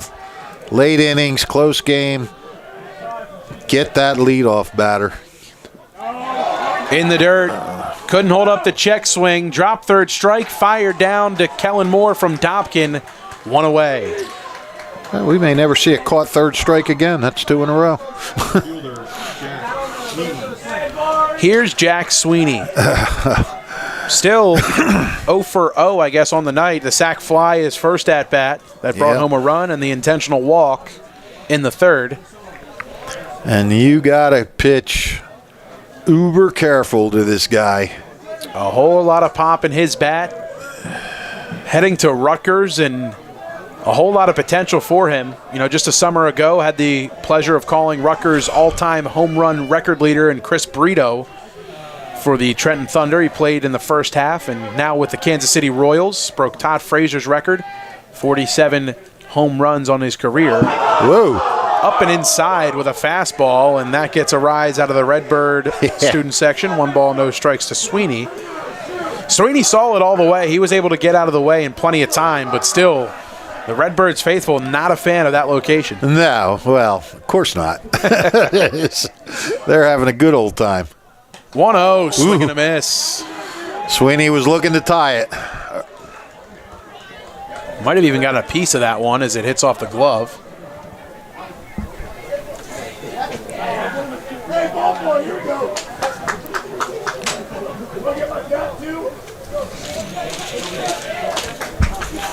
One ball, 1 strike to Jack Sweeney. 1 away, nobody aboard.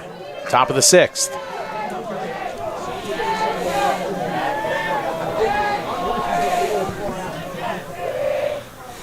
One misses. 2 balls, 1 strike to Jack Sweeney. 5 home runs on the season. The average still at .393. 2-1. Popped up, heading towards the seats on the Lawrence side, and well, foul. Well, I know you think you had all the defense there, but I'll just give you that, what they just brought in for us, just to make sure. Is that what you had? Yep.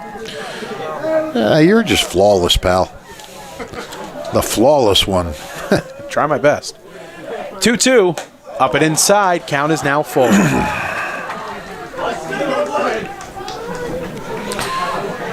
Well, they're not going to give Sweeney anything that he can turn on, I don't think. If he misses, I think he'll miss outside. The 3-2 pitch. No, inside. Ball 4. Wrong. Well, I guess it doesn't matter. If you're going to miss, you're going to miss. 32nd walk of the season for Jack Sweeney. He's aboard, 1 away. Here's Dom Inzilla. Yeah, they've dodged a bullet with Inzilla twice so far. Fly to right and a strikeout. An 0 for 2 night thus far for Dom Inzilla, looking to change that with 1 away and 1 aboard. First pitch popped up towards right field. That's going to drop. Long run for Toto. It drops. Sweeney on the way to second to throw. Safe. Close. Very close indeed. Drizga went for the tag, as I guess he wasn't holding the bag. Runners at first and second, 1 out.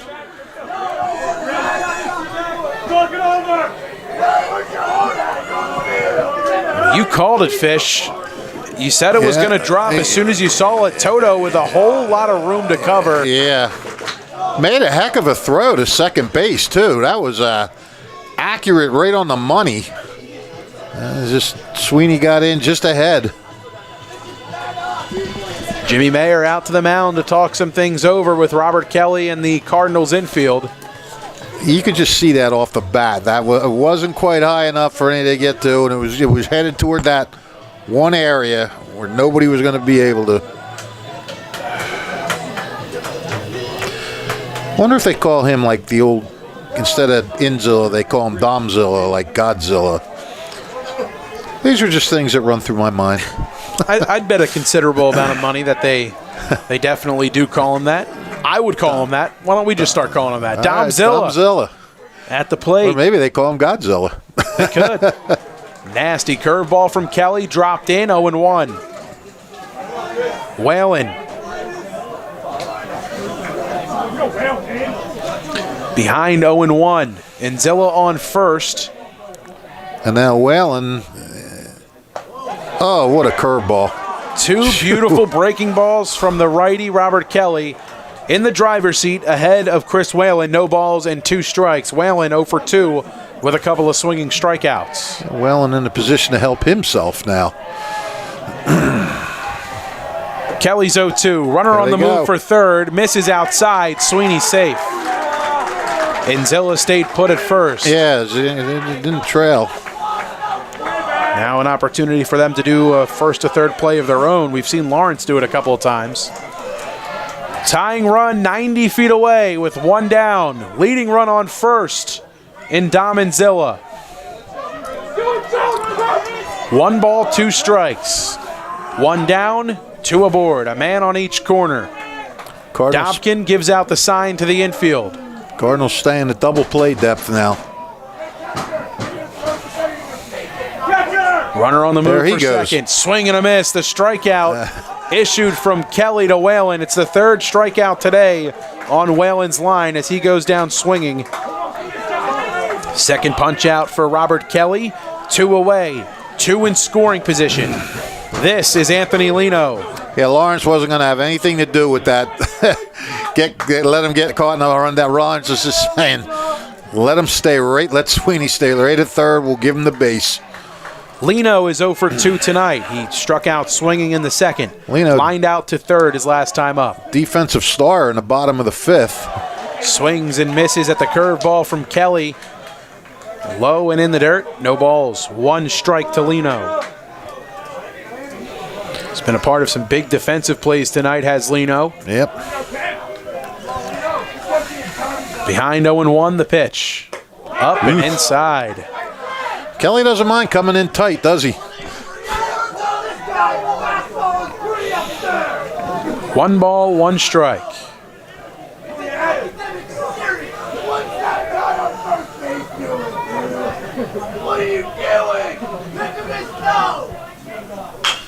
Chopper pulled foul. Another breaking ball. See if he has him set up to try to sneak a fastball by him now. Kelly has a very lively fastball. Sits around the mid-80s.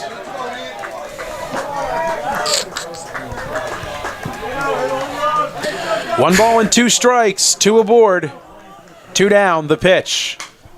Spoiled by Lino, keeps the at-bat alive. Pressure, pressure, pressure on everybody. How much fun is this for us? 2 championship-level games in the semifinal round. You can't ask for much more. No, I mean, this is just, you really can't. I mean, I'm nervous, and I don't even have a rooting interest in this game. I'm just nervous for everybody. The 1-2. Outside off the plate. 2 balls and 2 strikes. Very close take by Anthony Lino. Talk about understanding the zone. Yeah, that goes back to what we were saying. Good baseball smarts on these teams. Kelly, the 2-2. Curveball, that was high, 3-2. First base is open. 2 away and a full count now to the Redbirds backstop, Anthony Lino. First base is open, but we saw what happened when you put a guy on and load the bases. Kelly gets his sign from Dobkin, and Lino calls time. I think if you're Kelly, you want to end this thing right now if you can. Conversely, you don't want to give him a fat one. Dobkin gives the sign. Kelly's ready. The payoff pitch. Blasted in the air to left field. Not too deep. Backpedaling under it. Can't catch it. It drops. 2 are going to score. Allentown extends the lead. Takes the lead. Takes the lead. My apologies. Did he drop it or did he just not get to it? I don't think he was there near the baseball for sure. He just didn't have it on the right line, and it went right by his glove, at least from our vantage point. Oh, what are these guys ruling it? I guess they're ruling it a hit for now. Well, There's a hit up on the scoreboard. Okay, all right. So, what an at-bat by Anthony Lino. What a just a bottom of the inning and top of the inning for that guy. Actually, wait, still just 2 hits for them up there, so waiting to see how they are going to rule it. They picked up that second hit in this inning, but we'll see if that's another error or if it's a hit. Not sure for the time being. I don't think he made contact with it, so it should be a hit. 2-run score. Well, Allentown back out in front, 3-2. They had H up there, and they just took it down, so. They issued another error to Lawrence. They had 2 before that. They're ruling it an error. Okay. E7 the ruling, man on second. And taking over the courtesy run for him is John Ryle. Okay, so then no RBIs on that. No. J.D. Ulster behind, no balls and 2 strikes. Kelly, set, kicks and deals. Curveball just didn't come all the way back down, 1-2.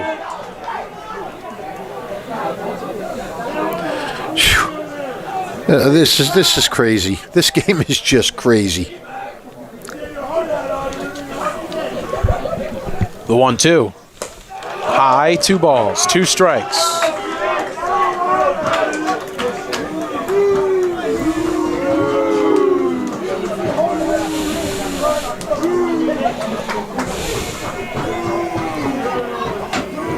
Kelly set at the belt, the 2-2. Spoiled. Sending that one well over the Redbird dugout was J.D. Ulster. 2 balls and 2 strikes. Yeah, Allentown would love to tack on here and get another run. The 2-2. Blocked by Dobkin. And again, Ulster issues his version of the Soto shuffle. Last time he struck out looking after he did that. We'll see what happens this time around. Kelly ready, the 3-2. Just got a piece of it, fouls it off in the box. I'll tell you what, Mike, when he hit that ball, you said not very deep. I didn't think it was that deep either. But it actually did go pretty deep. It just kept carrying. I mean, it just kept going and going. It looked high. It was high, so maybe that threw us off a little bit, but yeah, it was deep. 3-2. In the dirt, ball 4.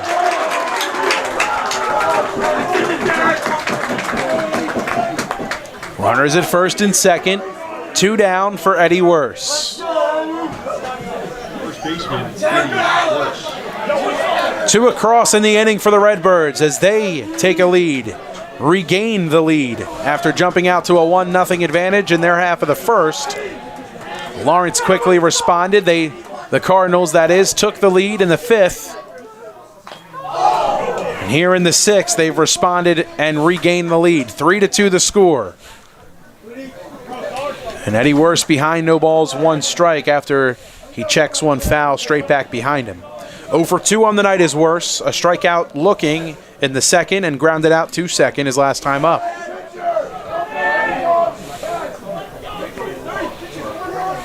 The 0-1.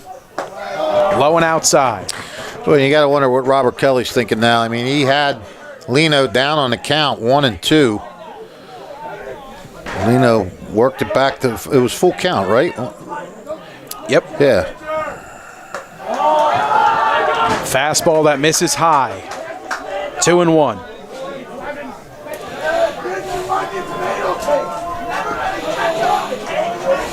Kelly trying to regain the zone.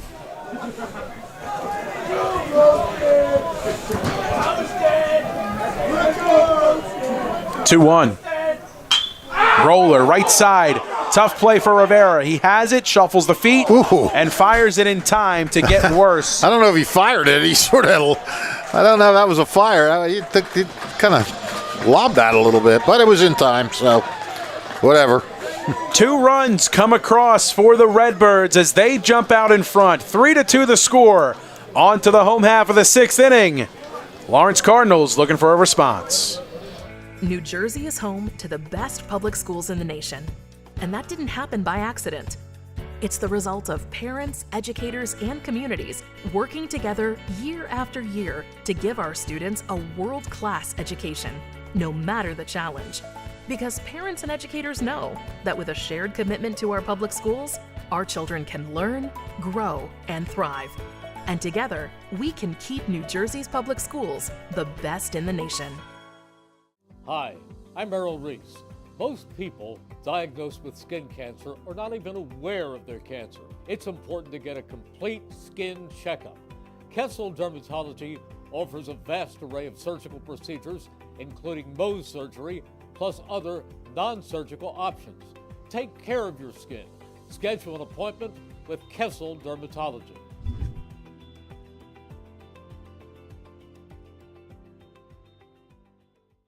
Hi, this is Mercer County Prosecutor Angelo Honorfree, and I hope you're enjoying today's game. I'd like to commend today's students for participating in today's event. Being a part of extracurricular activities, whether it's an athletic event, marching in the band, or performing in the school.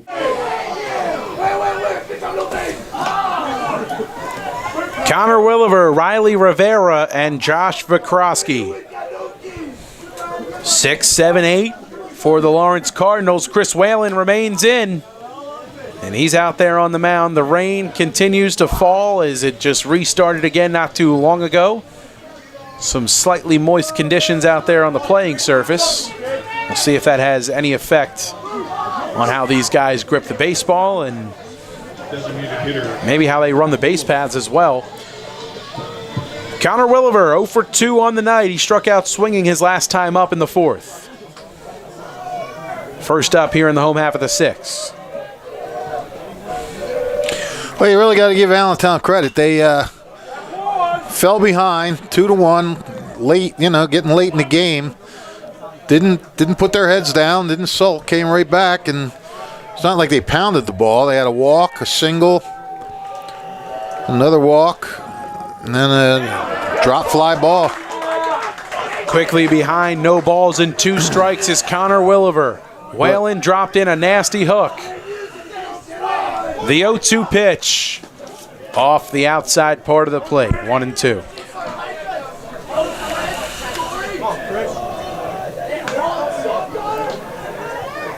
Whalen gets the sign. He's set.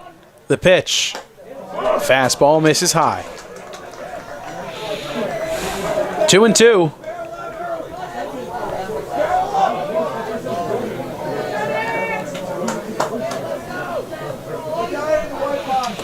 The pitch. Fouled off. We'll do it again at 2 balls and 2 strikes.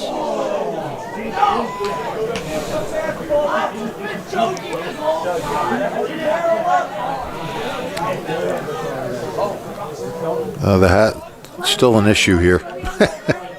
Lino trots on out to the mound.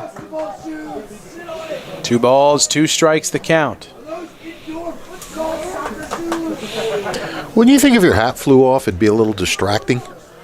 If not to you, to the batter. My mom used to, if we had a hat that did that, she would put a safety pin in the back and kind of... There you go. Bend it in a way and then tighten it in a way that had no choice but to stay gripped to our heads as Williver spoils another one. The count still frozen at 2 balls and 2 strikes. Well, I would suggest you give your mom a call. Have her come down here. Whalen needs her. Oh, good pitch. Called strike 3. Curveball dropped in by Whalen. 1 down.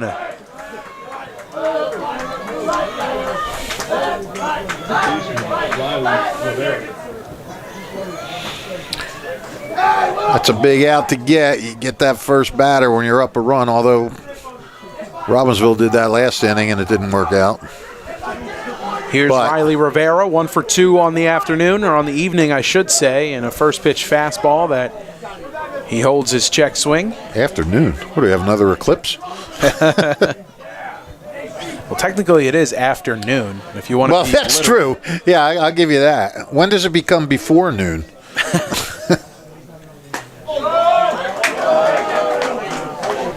I guess that's after midnight, right? I'll have to look into that after the game. 1 ball, 1 strike, the count to Rivera. Whalen, set above the belt, kicks and deals. Swing and a drive that's tailing, well, foul. Count moves to 1 ball and 2 strikes.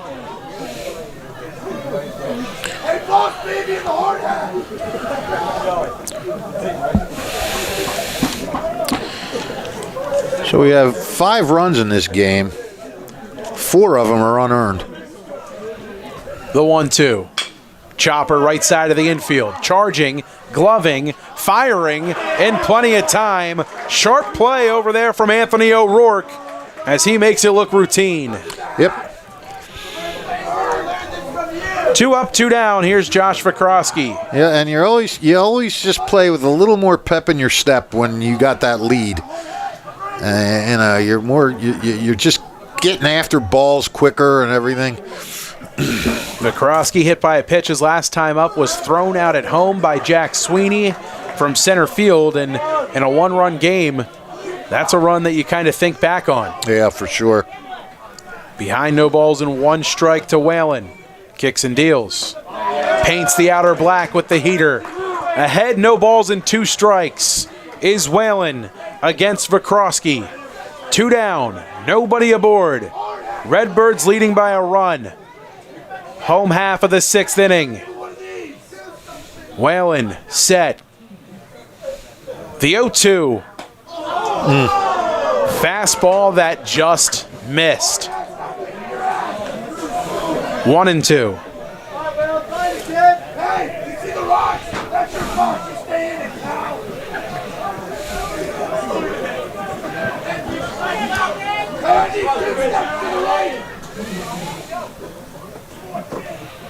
One ball, 2 strikes.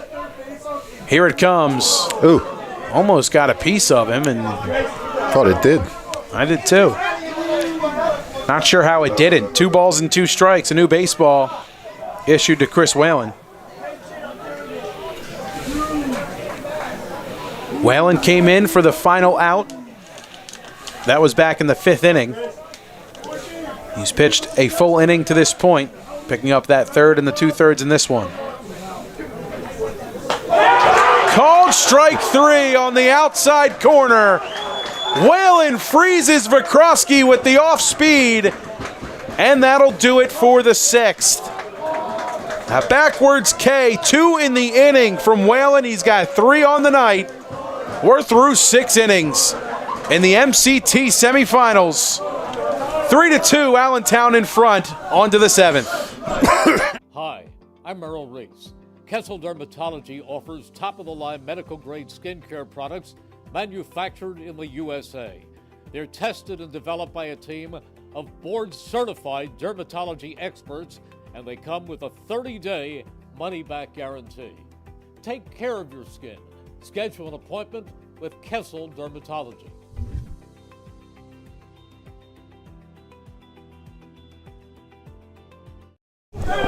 Don't forget, if you miss any of today's action, you can read all about it in tomorrow's edition of the Trentonian. For your complete local and national news 7 days a week, it's the Trentonian or online at Trentonian.com.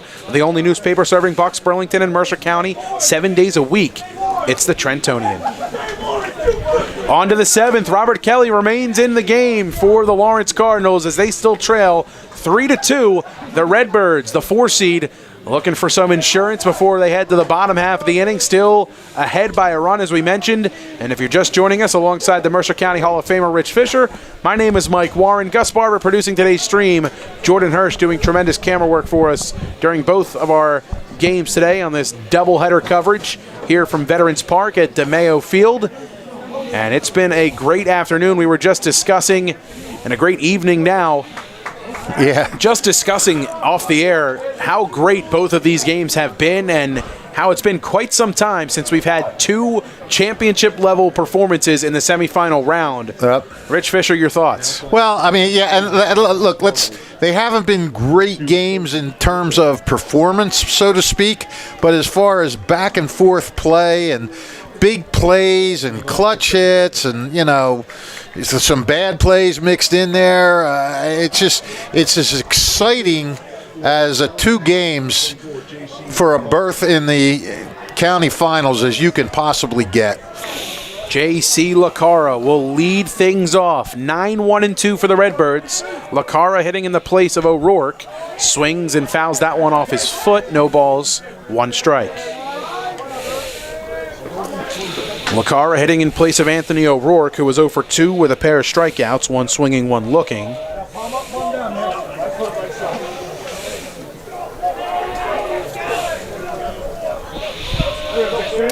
And Allentown would love to tack on, and Kelly knows he's got to keep it just like this. Beautiful off-speed pitch from Robert Kelly. No balls and 2 strikes to J.C. LaCara.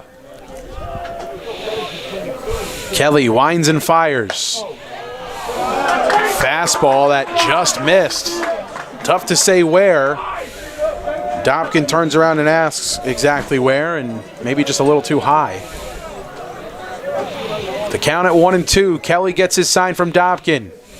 Into the windup in the 1-2 pitch. Curveball off the plate, 2-2.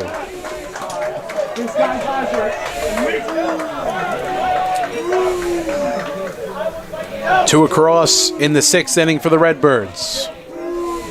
Gave them a 3-2 lead where they currently stand. 2-2 swung on and popped up. Back behind home plate and heading out of play. Count still 2 balls and 2 strikes.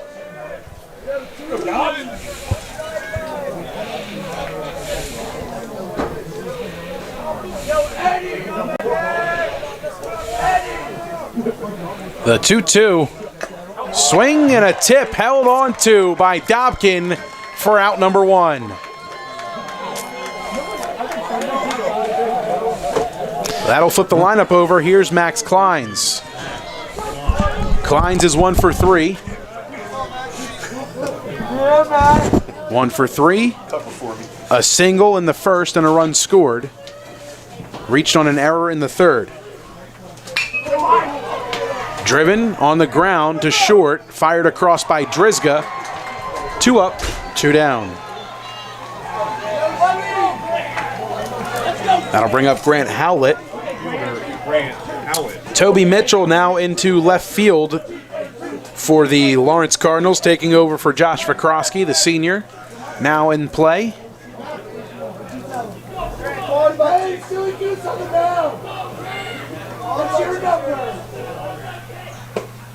Swinging and missing at the first pitch he sees. That's Grant Howlett. He's behind 0-1. Howlett 0 for 2. Reached on an error on a sac bunt attempt, and now behind no balls and 2 strikes to Robert Kelly.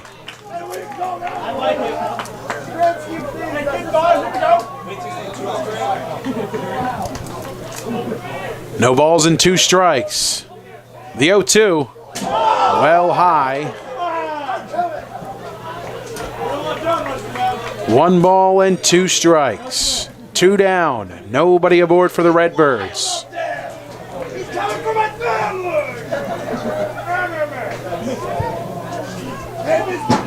The 1-2 pitch. Line towards right center and down for a hit. Great piece of 2-strike hitting from Grant Howlett. Sees himself aboard for the 2nd time today. His first hit of the evening. He's 1 for 4. Excuse me, 1 for 3. Sack bunt his first time up. Here's Jack Sweeney. 2 down and 1 aboard for him. Walks his last 2 times to the dish. 1 intentional, 1 worked. A sack fly with a run batted in. Fastball off the plate, 1 ball and no strikes.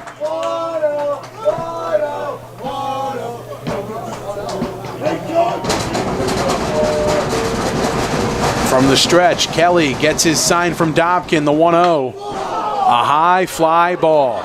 Not too deep, carrying. I don't think anyone has eyes on it for Lawrence. They don't. It drops. being waved around third. Howlett, he's going to score.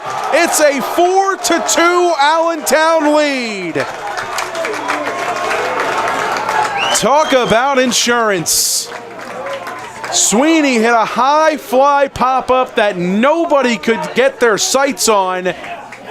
Lost in the dark sky. Sweeney's on second. And I don't know if that one touched the glove or not of Drizga at shortstop.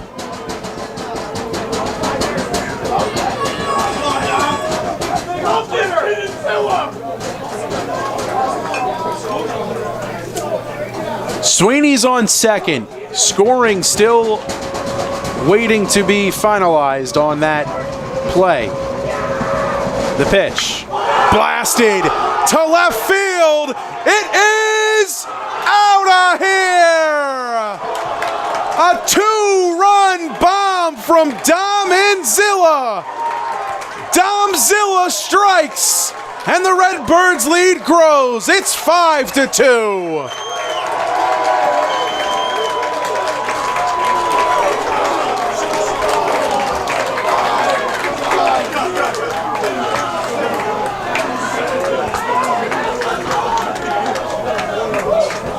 A huge swing from Inzilla. And just like that, Domzilla strikes Fish. It's a 6-2 game. Sorry, correction.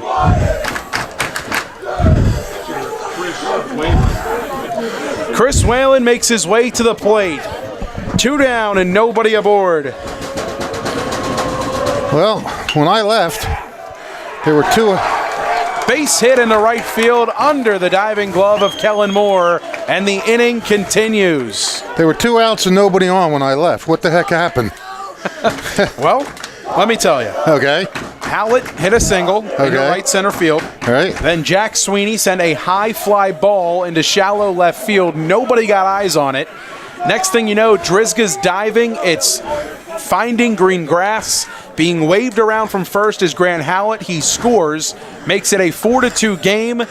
And then Dom Inzilla with Sweeney on second connects and drove one probably 340 feet over the left field wall. Wow. Making this a 6-2 ball game. Amazing. So you have 2 outs and nobody on. And then you get a run on a bloop single.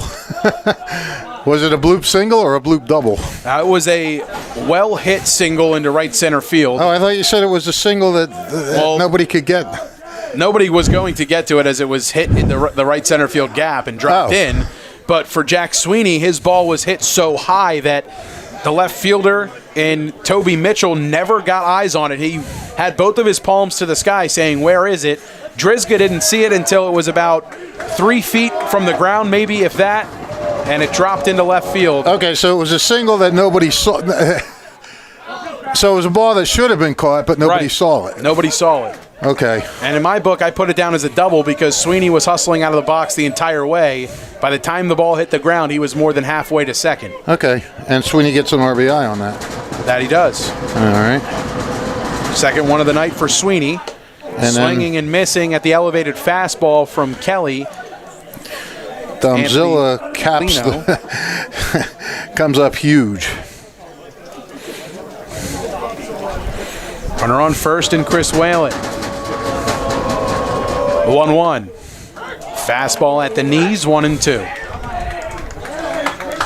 Actually, that is a courtesy runner. That's Brandon Sweeney on first, taking over for Whalen.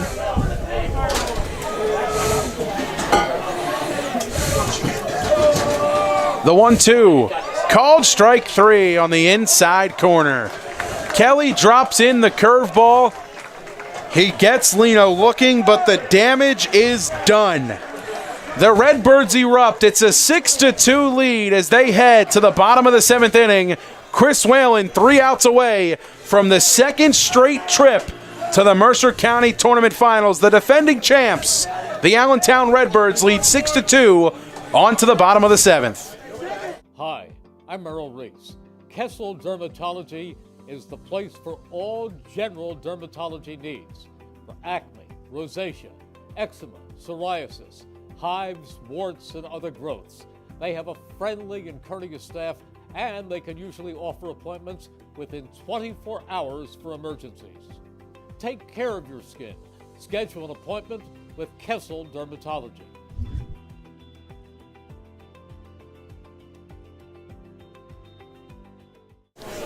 Trenton Thunder Baseball returns for the 2024 season on Tuesday, June 4th. You can catch all the fun and excitement of a Thunder game throughout the summer. For ticket information, visit TrentonThunder.com. That's TrentonThunder.com, or call 609-394-3300. Post-game firework nights, Tuesday Dollar Dog nights, and Pork Roll Fridays throughout the season. Trenton Thunder Baseball, big league futures, major league fun. 3 outs away from a rematch of a year ago. The Hun Raiders await the winner of this one with the Redbirds on top, 6-2. They erupt for 3 in their half of the 7th inning. 2 coming on one swing. A big fly to left off the bat of Dominzilla. And I mean, if you're Lawrence, you're going to just see this game in your nightmares. I mean, a misplayed fly ball in in left field that lets the tying go-ahead run score, and then a ball lost in the lights that should have been caught that let a run score that led up to a home run that just really, I don't know if it put the game away, but boy, it doesn't. It looks like Mara Lawrence has a mission impossible right now. Whalen fires a fastball at the knees of Drew Dobkin. No balls, 1 strike the count. 9-1-2 for the Cardinals. Breaking ball, a little too high, 1-1. And we mentioned Jimmy Mayers never won the Mercer County Tournament. And this is probably his best chance, and it was his last chance. It was everybody's last chance. 1-1, left alone, crosses at the hands, 2-1. So 9-1-2 for the Cardinals. Drew Dobkin at the dish. He's 0 for 1 with a swinging strikeout. Followed by Robert Kelly and Deacon Moore. A long look in from Whalen. He peers in, gets his sign from Lino. The 2-1 offering. Lined and through the middle for a hit. Leadoff man is aboard for the Cardinals. And that's the start you want if you want to make a comeback. Yeah, that is the start you want. I mean, I'm kind of kicking dirt on their grave maybe a little too early. If you can put some pressure on, get a few base runners on, I mean, you never know. A meeting on the mound called in by first baseman Eddie Worse, captain of this team. Gets the Redbirds together to go over what they want to do with the baseball if the ball gets put into play to the infield here. I mean, if they can mount a rally, that shows a lot of mental tenacity, because most teams would just be deflated after that top of that inning. It was a walk-off in Game 1. E.J. Balowitz sent the Raiders to Trenton Thunder Ballpark with 1 swing, a walk-off 2-run shot. Now, the Cardinals trying to do something of the same, trailing 6-2. Leadoff man aboard. Fastball misses low and outside. A 1 ball and no strikes to Robert Kelly. Kelly is 1 for 2. Hit by a pitch his last time up. He scored a couple of runs tonight.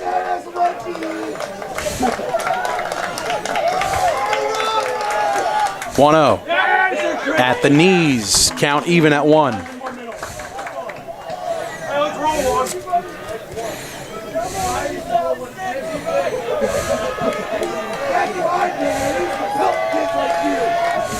Move over to first, and Whalen actually doesn't even throw it over. Just steps off and acted like he was going to throw it.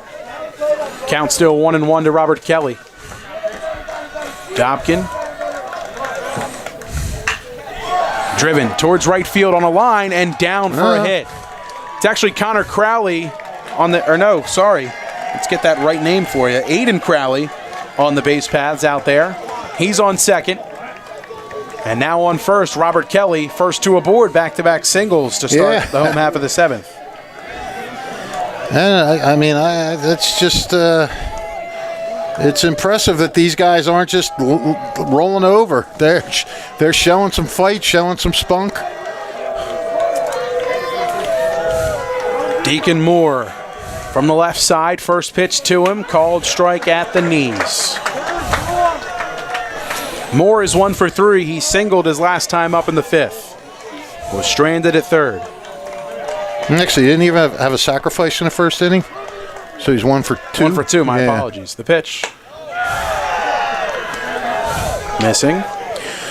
Well, yeah, I guess it was a sacrifice. He got him over to third. Yeah, that was that funky play, remember, where the second baseman had 1 ball, 1 strike. Whalen winds and fires. Breaking ball that was just outside. Yeah, just missed. I mean, Whalen's doing what you're supposed to do in this situation. He's coming out and he's throwing strikes, because the last thing you want to do is start walking guys. So, you know, okay, he threw a couple in there that got hit, but just keep throwing strikes.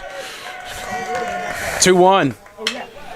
Bouncing ball just foul. Almost down the left field line, and definitely would have been good enough to score Crowley from second. He runs very well. 2 balls and 2 strikes to Deacon Moore.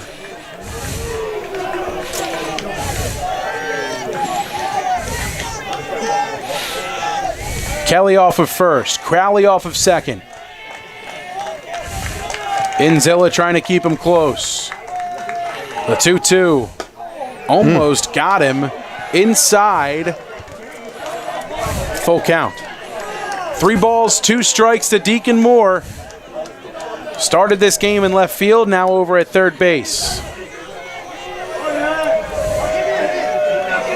Third base open, runners at first and second. Whalen set, the 3-2. Chopper, left side of the hill, charging Inzilla. Oh! And they collide. Kleins and Inzilla run into each other. Neither one called off the ball. Bases are loaded. Nobody out for Teak Toto. Tying run comes to the plate with nobody out in the bottom of the 7th. Wow. Well, should we have expected anything else with the way this night has gone? How would you score that one? I think that's a single, don't you? Yeah, I mean, that would have been a tough play, I think, regardless. Yeah. Moore definitely runs well, and the lefty got up the line a little bit quicker than most. Yeah, I think if either of them got the ball, I don't think they would have gotten them anyway. The bases are loaded, nobody out. Teak Toto comes to the plate after being intentionally walked his last time up in the 5th. He struck out looking in the 4th and was walked in the 1st. 0 for 1 on the night for Teak Toto, but just a game ago against Pennington, we saw him lining the ball very successfully and getting good parts of the barrel on the baseball. I mean, if you're Allentown right now, you just want a ground ball to short or a comebacker to the mound. And if you're Lawrence, you just want to keep the train rolling here. Teak Toto steps in, 4th time today. This time, a man on every base. Yeah, Nobody out. He'd love to draw another walk. Bottom of the 7th inning. Down by 4. High fastball, 1 ball and no strikes. All of a sudden, the Lawrence crowd back on their feet and back into this ball game. Yeah, and funny how that momentum has shifted from fan to fan. The 1-0. Oh. Gets away. Runners are going to stay put. Crowley remains at third and heading back to second, Robert Kelly. And that's a good move because, A, you don't want to run the risk of him getting thrown out. His run means nothing. B, if he scores, then it's first or second. Now when his base is loaded, you still have the pressure on. Second meeting on the mound in the inning from head coach Brian Nice. And it looks like this will do it for Chris Whalen. Whalen's going to head back out to the outfield. DiMaggio will come back in. And making his way to the mound, Maddox Watson. What a situation to call a guy in, huh? Watson, the junior, fires it from the right side. He'll fire away his warm-up pitches. We'll take a quick break. Pitching change when we return. Redbirds up 6-2, bases loaded, nobody out, and a 2-0 count for Teak Toto. 1490 WBCB, Levittown and Trenton, and video stream live at WBCBsports.com. Your home for the best local sports in Bucks and Mercer counties.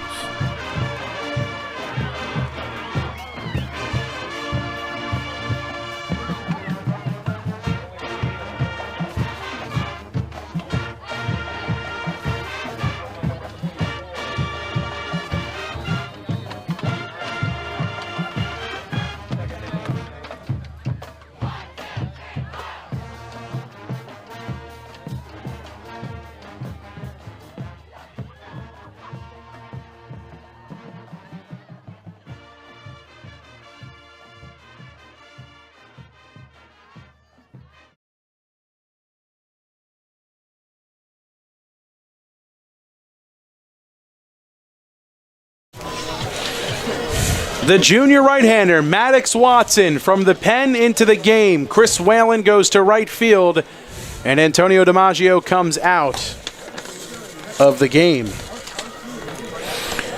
Well, Fish, a man on every base, 2 balls, no strikes to Teak Toto. Yep. Maddox Watson, 12 innings.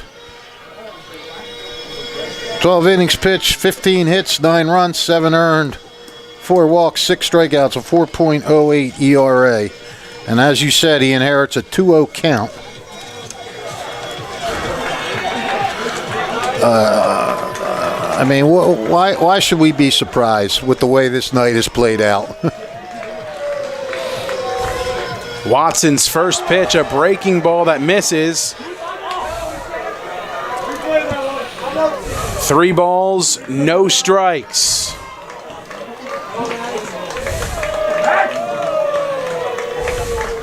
Toto thought about calling time, but still stays in the box. I think Toto will take 1, maybe 2. The pitch at the knees with the fastball. 3-1 to Teak Toto. What do you think? You take another one? I think he's swinging here. I think Toto's got pretty good control where if it's 2 strikes, he can still... The pitch. Off the plate, ball 4. Well, Crowley comes across, makes it a 3-run deficit, and now the home run leader for the Cardinals makes his way to the plate. Nobody out, bases loaded for Kellen Moore. I mean, there's nothing to say, Mike. You just got to let this thing play out. First pitch off the plate, 1 ball and no strikes.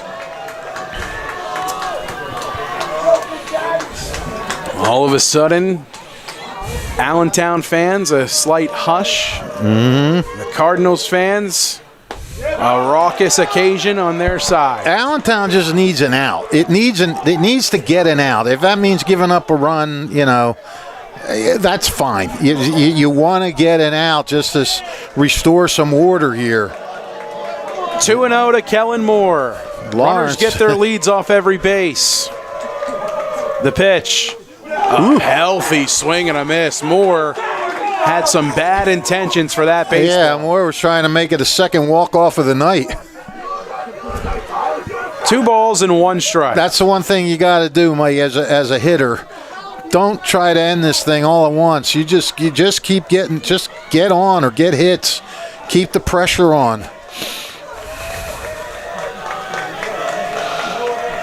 Watson steps off. Resets. A long look in to Anthony Lino. Now set at the belt. The 2-1. Gets by him. Coming home, Kelly. He's going to score. 6-4. Well, and now you send them all because now you put the tying run out on second base.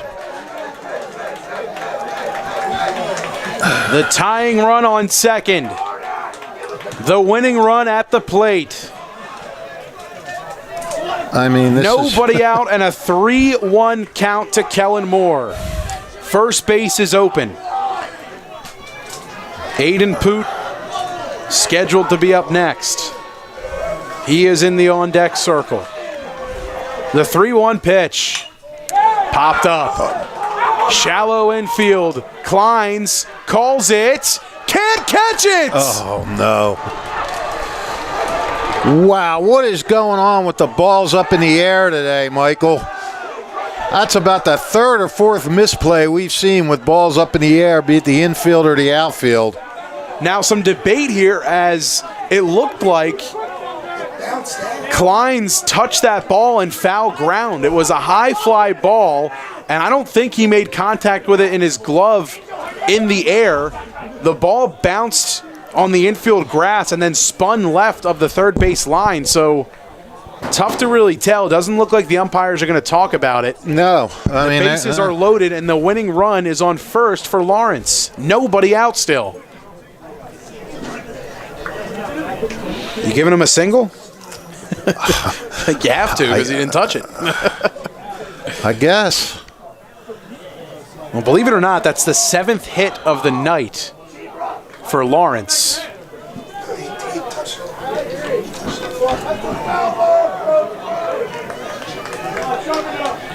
Went back on the video, did our video engineer Gus Barber, and he said that Kleins did make contact with that ball, so okay. We'll give an E5. E5. Moore is aboard. Bases loaded. Aiden Poot, who started this game on the mound and dished out 8 strikeouts over 5 innings of work. His first pitch swinging, he's behind 0-1. Moore on first. No runner for him this time around. The 0-1 from Maddox. Gets by again. Holy cow. Coming home is Moore. The throw high. It's a 1-run game. I tell you what, Mike. I'm like running out of ways to describe it is Rich Fisher. Yeah, I've never seen anything like this. This is just a meltdown. Deacon Moore has scored 3 runs across in the inning and looking for more. The winning run is on second for the Cardinals. The number 1 seed, the 1-1 to Poot. Fastball paints the outer black. 1 ball and 2 strikes. Well, I said before, Allentown just needed an out, even if it gave up a run. Well, that's not the case anymore.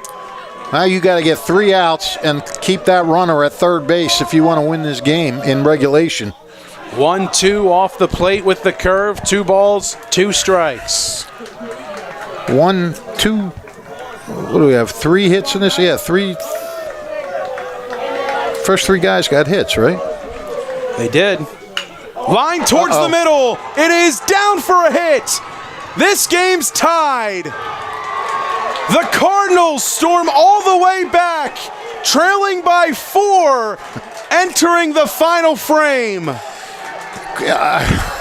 Winning run 90 feet away, nobody out, and Aiden Poot delivers.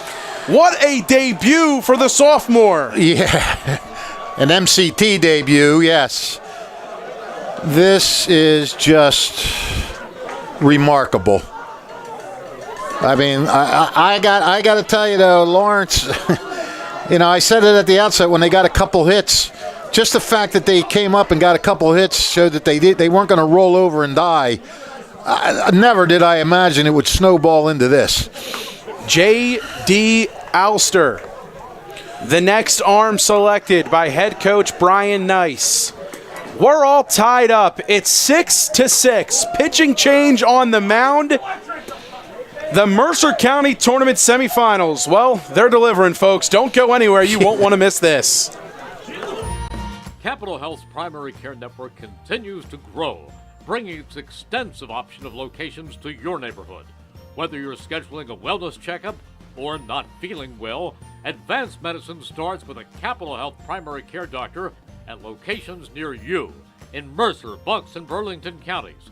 To find a Capital Health primary care location that's convenient for you, visit capitalmedicalgroup.org. That's capitalmedicalgroup.org. 1490 WBCB Levittown and Trenton, and video stream live at WBCBsports.com. Your home for the best local sports in Bucks and Mercer counties.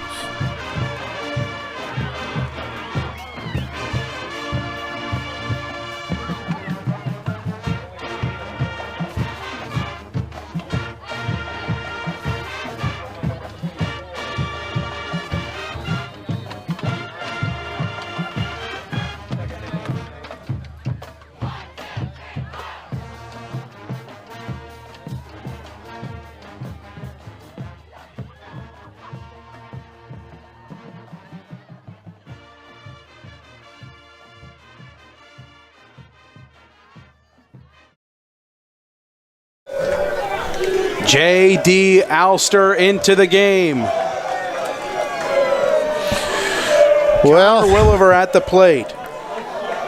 Alster coming in to relieve Maddox Watson, the third arm used in the inning.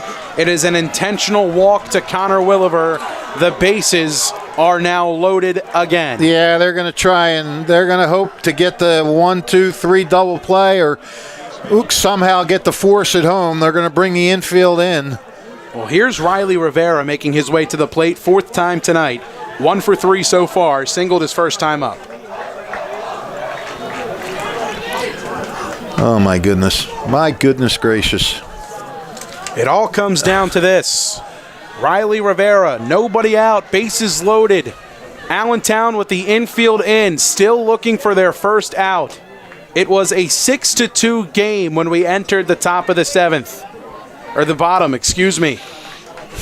It is now a 6-6 game as 4 runs have found their way across for the Lawrence Cardinals. And as our producer Gus said on the timeout, who would have ever thought after Lawrence got those 3 runs in the 7th, that wouldn't have been enough. Allentown got 3 across. Lawrence responds with 4. They tie the game. First pitch to Rivera. Fastball paints the outside corner. 0-1.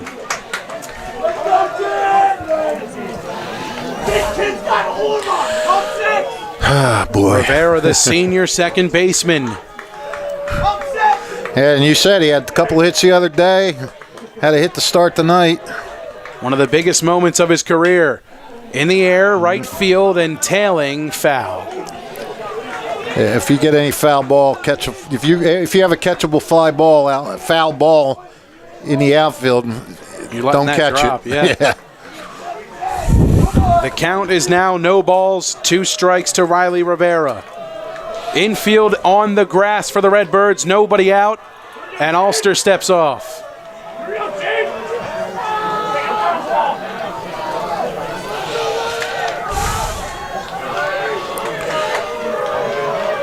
Mike, are you like stunned right now? Like you in shock?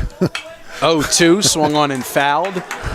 I am, but I'm also not at the same time, just because it's very tough to get those repeat matchups. And again, still a lot of game left in this one, but yeah, but this is a record-setting team in Lawrence that has a program record of 19-2 as their start. They've come from behind before, but this is a new level. This is a new level. The 0-2. Popped up right side. Worse is going to give it a look, but it will leave the yard. I mean, when it's a tight game all the way through, right, and it's nip and tuck, and you're thinking, all right, we just got to hold them and then try to come back with a run in the 7th, and then they get 3. That can just let the air out of any team but Lawrence, obviously, or evidently, or whatever word you want to use. Still no ball and 2 strikes to Riley Rivera. Alster steps off. Him and Lino trying to get on the same page with the signs. The infield remains in. Just about everybody on the infield grass. Tied up at 6. Nobody out, bottom of the 7th. The pitch. Outside, 1-2. After fouling off consecutive pitches, I believe it was 3 in a row, Rivera was able to foul away. Yep. Takes a breaking ball well outside of the zone. 1 ball, 2 strikes. The Hun Raiders waiting on the other side of this contest on Thursday night. Yeah, and I think the lacrosse game's over. I think Tom Monafato is Roller, the play at the plate. Lino holds on. 1 away, bases still loaded. Fielder's choice, 5-2 the putout. Well, Still tied at 6. This is Aiden Crowley coming to the plate, hitting in place of Josh Vikrosky. all Lawrence needs is a fly ball. Sometimes that's tough to get. Crowley, the sophomore, a big moment. But it's been sophomores delivering all night long for Lawrence. Aiden Poot tied the game on an RBI single.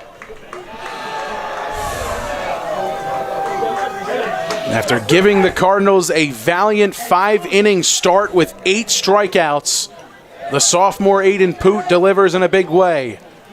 Restarting everything. Tied up 6-6, essentially zeros on the scoreboard. Way outside. You know what? They might have been thinking that the squeeze was on there and trying to catch him breaking down third base. That was good. That was a good pitch out. Even though you got the bases loaded, that was worth a gamble. A 1-0 count.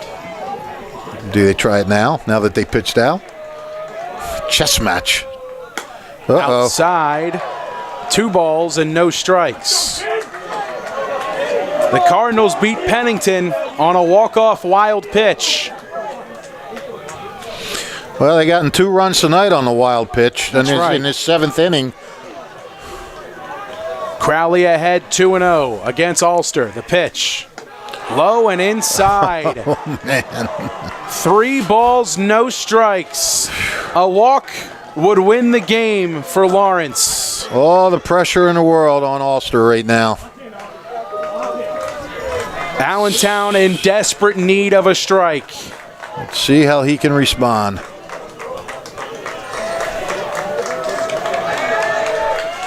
The 3-0. Called strike on the outside part of the plate. Jimmy Mayer looks downright calm down there in the third base box. I don't know how he's doing it. I don't either. Well, you've been around as long as him. 3-1 the count to Aiden Crowley. The pitch. Strike 2. The count is now full.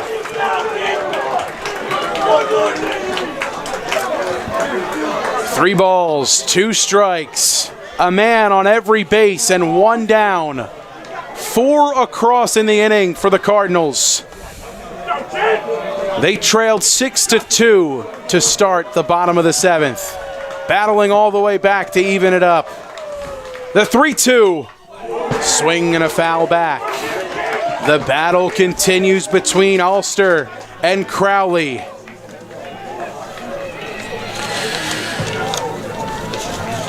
Runners on every base.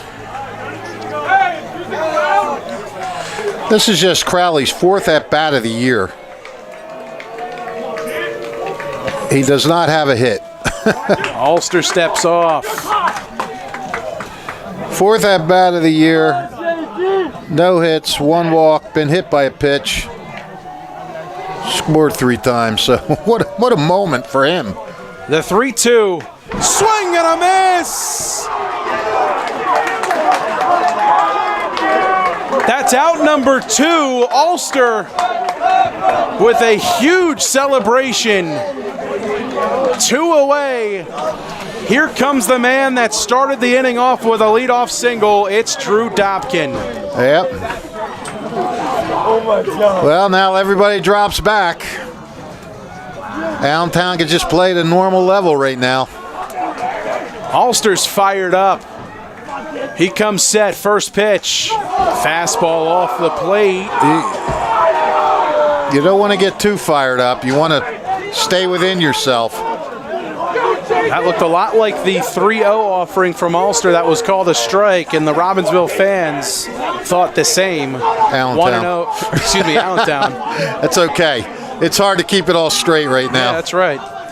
1 ball and no strikes. Ulster comes set, the pitch. Low and inside, 2-0. Second at bat of the inning for Dobkin. Well, Ulster went 3-0 to last batter and struck him out. What does he care? Runners get their leads off of every bag. Aiden Poot at third, the winning run. Dobkin ahead 2-0 against Ulster. The pitch. Inside. Oh. Called strike 1. Ooh, wow, that looked pretty inside. Ooh. Maybe a makeup call, who knows? Maybe. I mean, we're right behind home plate, so we definitely can tell the angle. He put his glove in pretty far to the left. The 2-1. Outside that was corner. A strike. 2 balls, 2 strikes. Allentown fans going nuts. Bases loaded, the winning run 90 feet away for the Cardinals. 2 balls, 2 strikes. Ulster spiking the baseball off of his head on the mound. Going crazy out there. The 2-2 curveball that missed high. The count is now full. Well, everybody will be off. Full count, 2 outs. Bases loaded, a trip to Trenton Thunder Ballpark for the Mercer County Tournament Finals on the line. The defending champs, the 3-2 pitch, spoiled by Dobkin. Runners were in motion with the payoff pitch. They'll retreat back to their bags. Allentown Redbirds, the defending champs from a season ago, led heading into this inning by 6-2 the score. Now, Dobkin's got to be careful. He doesn't want to get called out on strikes, so he doesn't want to chase a bad pitch. Just got a piece of that one. The at-bat continues. The pressure on both of these guys is absolutely incredible. 3-2, bases loaded, game on the line. I mean, holy mackerel. Dobkin continues to battle. 2 down, tied up at 6. Bottom of the 7th. The 3-2, fouled again. You know, if you're the pitcher or the catcher, you just got to clear your mind. Like that's easy to do, but you just got to think. All right, it's just what I do. I'm a pitcher. I got to throw a strike. Dobkin, I'm a hitter. I'm taking BP. I got to get a good pitch to hit, and if I don't, let it go. And what is that? 3 straight foul balls now he's fouled off? Yep, just about. Yet again, the runners get their leads. Ulster kicks and deals. Swing and a miss! Ulster strands, the bases loaded. On to the 8th. We're tied at 6 apiece. Free baseball. The Mercer County Tournament semis continue here from Veterans Park.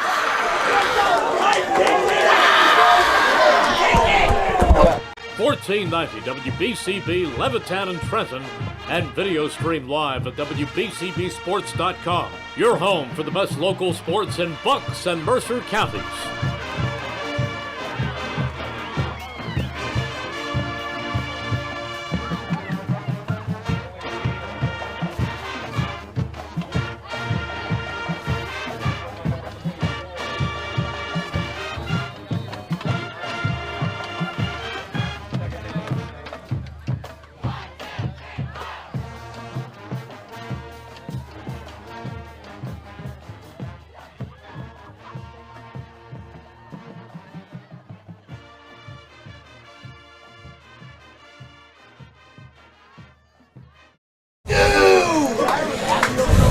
On to the 8th inning. Tied at 6. The Cardinals of Lawrence storm all the way back, down 6-2, heading into what many believed would be their final at-bat. Well, they had other things in mind, Rich Fisher. They got 4 runs across, and they knocked this game up at 6. On to the top of the 8th, Robert Kelly remains in the game for the time being for Lawrence. For Allentown, they will send 7, 8, and 9 to the plate. J.D. Ulster scheduled to hit. He was the designated hitter. Now he goes to the pitcher's mound, and I believe he'll still take his spot and hit. So Ulster, Eddie Worse, and Anthony O'Rourke, who was pinch hit for by J.C. LaCara his last time up. Tied at 6 apiece. It's hard to say who's got the more momentum now. I mean, by rights, Lawrence should have the momentum because they tied the game up with 4 runs in the bottom of the 7th, but then they had the chance to win it with the bases loaded and nobody out, and Allentown got out of it. So, I mean, who has the edge on that?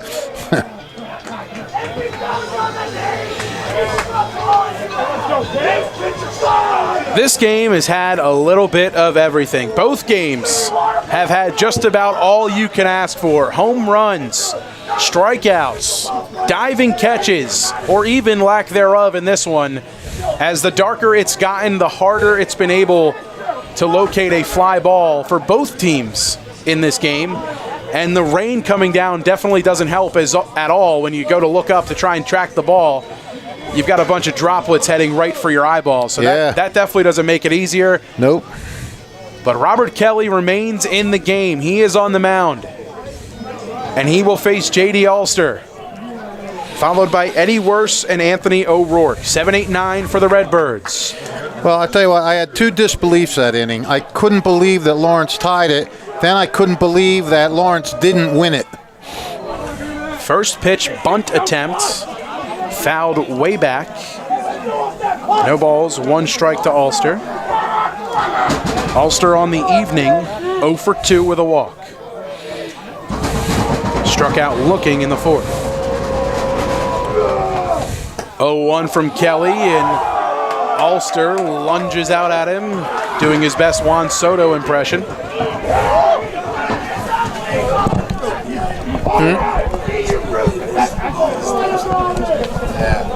I thought we'd be out of here by now.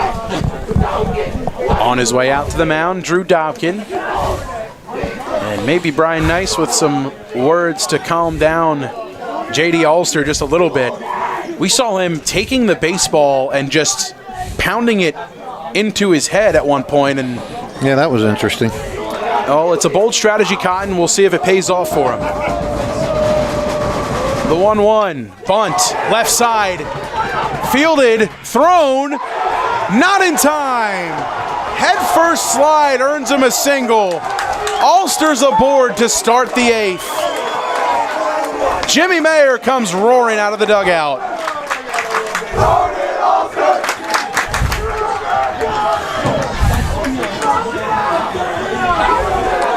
Well, he did first. That's what got him in, the head first slide.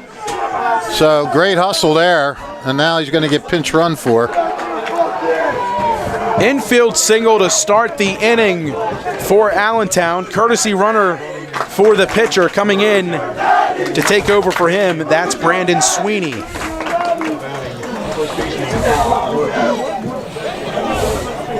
Hey, Eddie, come on, north, go yard. Eddie, wait.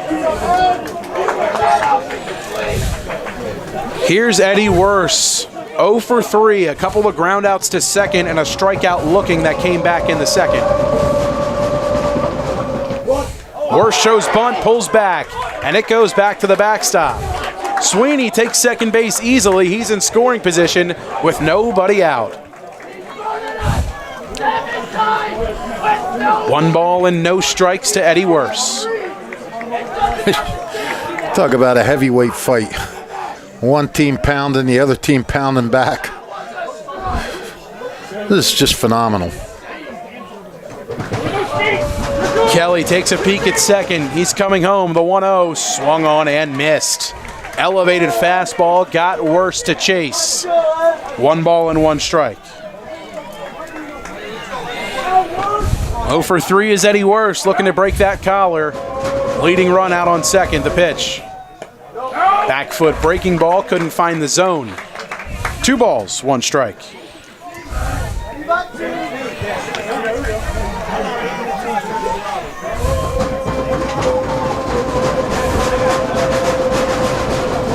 Kelly's 2-1. Ripped on a line towards Toto. He's there to make the catch. An Adam ball right at Teak Toto. The throw comes in offline, and Deacon Moore able to chase it down before it trickles into foul ground, third base side. 1 down and a runner on second for Anthony O'Rourke. Toto shuffled around a little bit about there. Every fly ball an adventure, that's for sure. Out to the mound is Jimmy Mayer to talk some things over with Robert Kelly. No sign of asking for the baseball yet. Seems like just a meeting for the time being out on the bump. Don't forget, you miss any of today's action, read all about it in tomorrow's edition of the Trentonian. For your complete local and national news 7 days a week, it's the Trentonian or online at Trentonian.com. The only newspaper serving Bucks, Burlington, and Mercer County 7 days a week. It's the Trentonian. Well, Allentown was 3 outs away from winning this game. And then Lawrence was 1 ball away from winning this game a couple times. And here we stand. A man on second, 1 out in the 8th.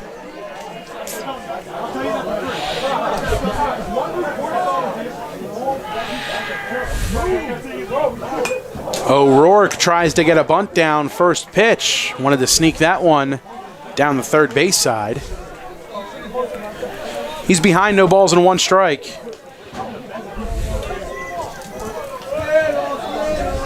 Well, into our 15th total inning of baseball here today on WBCB, and they've all delivered. The 0-1 to O'Rourke. Thought about it again, pulls back, takes a ball. 1 ball, 1 strike, 1 down, and 1 aboard. Tied at 6, top of the 8th. The pitch. Swing and a miss.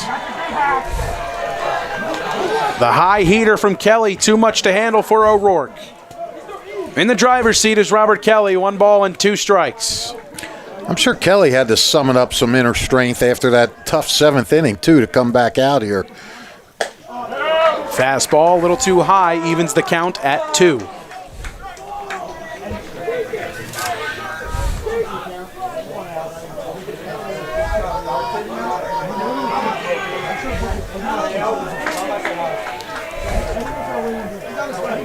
Two pitch.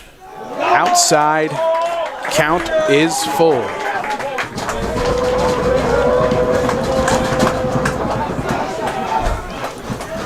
Three and 2 to Anthony O'Rourke. The second baseman, the pitch. Up and outside for ball 4. 2 aboard. 1 down. Top of the order now. Here is Max Kleins.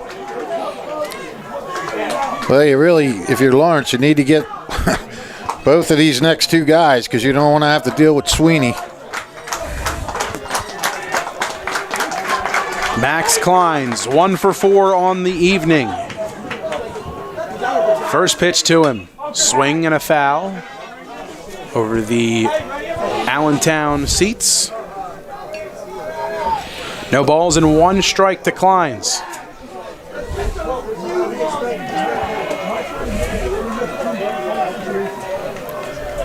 Runners get their leads. O'Rourke off of first. Sweeney off second, the pitch. Nasty curveball, dropped right down the middle. No balls and 2 strikes.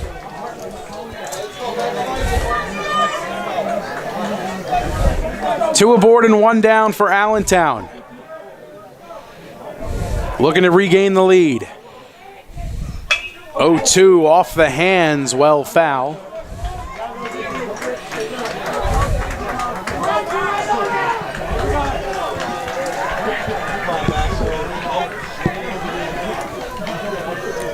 Still no balls, 2 strikes to Kleins. Kelly's pitch. Yep. Missing high with the curveball. He knew it right away. Didn't have the right grip he wanted. Didn't come out of his hand the way he wanted. No. Watching the base runners, it doesn't look like anybody's going to go here. I mean, the 1-2. Called strike 3 on the outside corner. Klein's not a fan. Neither are the Redbirds faithful. 2 away. Brian Nice fired up about it too. He's well down the third base line with some words for the home plate umpire. Well, there's been some questionable calls. I mean, it's been a long night. We're working on a 3-hour game here. First pitch to Grant Howlett, taken up and inside, 1 ball, no strikes. Howlett singled his last time up. That was in the 7th, a part of that 3-run top of the 7th. The 1-0. Swing and a miss. Pumped the fastball right by him, did Robert Kelly. His first strike of the at-bat evens the count.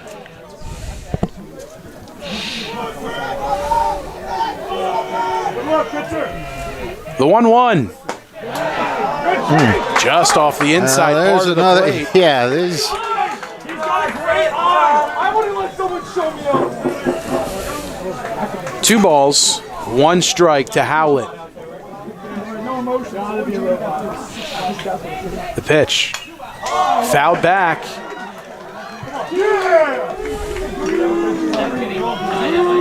2-2 now to number 2, Grant Howlett. Big hole on the right side of the infield. Rivera trying to keep Brandon Sweeney close at second. The 2-2 pitch. Swing and a miss. Robert Kelly strands a pair and picks up another strikeout. Well, I'll tell you what, we've seen clutch pitching at its finest in these last couple innings. Bases loaded, nobody out. They get out of it. Kelly, first and second, 1 out, gets 2 strikeouts. What more can you ask for from pitchers? Just come through like that. All tied at 6. On to the bottom of the 8th. The Cardinals with another chance to walk it off. A trip to the MCT Finals on the other side. Hi, I'm Merrill Reese. Kessel Dermatology offers great cosmetic dermatology featuring the latest technology in cosmetics, including Morpheus 8 for skin tightening and scars, ultraviolet A and B light treatment for psoriasis, eczema, and itching. Kessel Dermatology now offers Genesis and XLV laser treatments for wrinkles, facial discoloration, scars, and hair removal. Kessel Dermatology provides Botox and fillers. Take care of your skin. Schedule an appointment with Kessel Dermatology.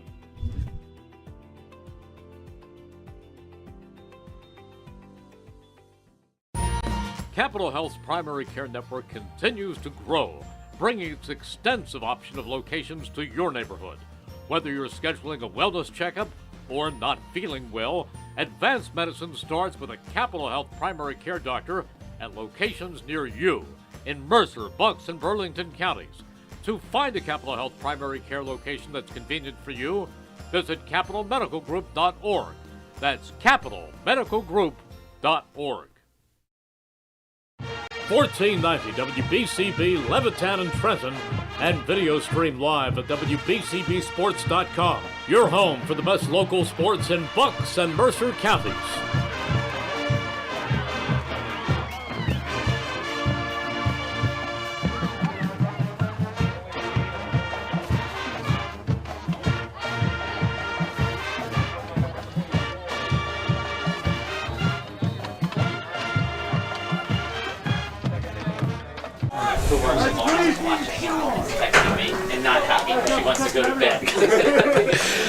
Bottom of the 8th inning and the top of the order for the Lawrence Cardinals in a tie ball game. 6 is on the scoreboard. The Cardinals leading the hit battle 7-6. 6 is on the scoreboard and 6 at the plate. That's right. Robert Kelly, Whatever couple of that hits means. on the night. He's 2 for 3, hit by a pitch, scored a couple of runs. He scored 3 runs, actually, tonight. Swings and drives this one in the air to center field. Sweeney gets turned around. It's by him. It'll roll to the wall. On his way to second is Kelly. He'll be in scoring position. It's a leadoff double for the Cardinals in the bottom of the 8th. First pitch, Kelly went on the attack, went after it. I thought Sweeney was going to track it down. He's just so good. He just thought he was going to track that thing down, and it just kept carrying over his head.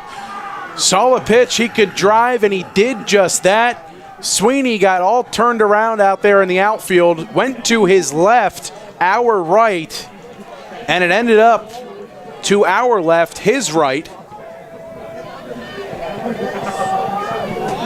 A leadoff double for Robert Kelly. Deacon Moore to the plate. He is 2 for 3 with a couple of singles and a run scored. You got a bunt, don't you? First pitch, bunt, gets it down. Ulster gets it out of his glove. Oh! Off the glove! Here comes Kelly! The Cardinals are going to the finals! Wow, unbelievable. It was a perfect bunt.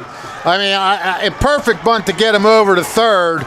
But then you figure, all right, that's all it's going to be. And then throw it away. Another mistake. There was a lot of mistakes in this game. That the biggest one of all, and I got to tell you something.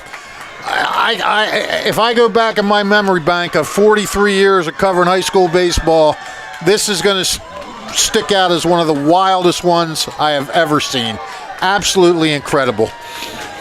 What a game. What a day of baseball here on WBCB. Tough to find 2 better contests on a docket. The Lawrence Cardinals, the comeback Cardinals, come all the way back from down 6-2, and they walk this one off by a final of 7-6. Coach Jimmy Mayer, his first chance at a Mercer County Tournament championship. What a game. We will speak with Robert Kelly, the Italian People's Bakery player of the game, on the other side of this timeout. Once again, the final, Lawrence 7, Allentown 6, and Lawrence advances to take on Hunn. It's a battle of the 1 and 2 seed for the championship at Trenton Thunder Ballpark on Thursday night. Our Italian People's Bakery player of the game interview with Robert Kelly is next, here from Bob DeMeo Field. Hi, I'm Merrill Reese.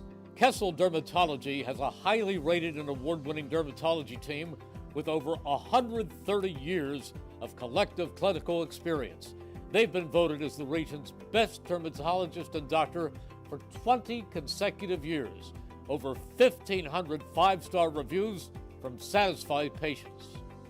Take care of your skin. Schedule an appointment with Kessel Dermatology.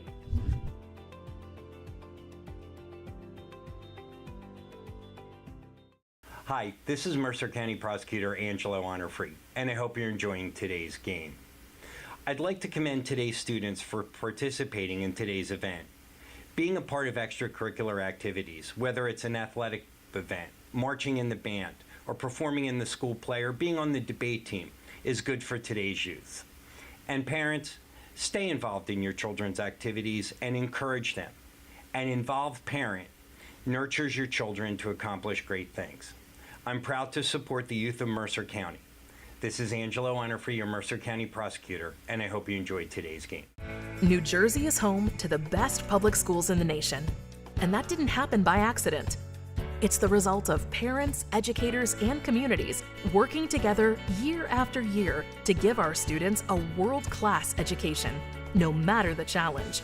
Because parents and educators know that with a shared commitment to our public schools, our children can learn, grow, and thrive. And together, we can keep New Jersey's public schools the best in the nation. Hi, I'm Merrill Reese. Most people diagnosed with skin cancer are not even aware of their cancer. It's important to get a complete skin checkup. Kessel Dermatology offers a vast array of surgical procedures, including Mohs surgery, plus other non-surgical options. Take care of your skin. Schedule an appointment with Kessel Dermatology.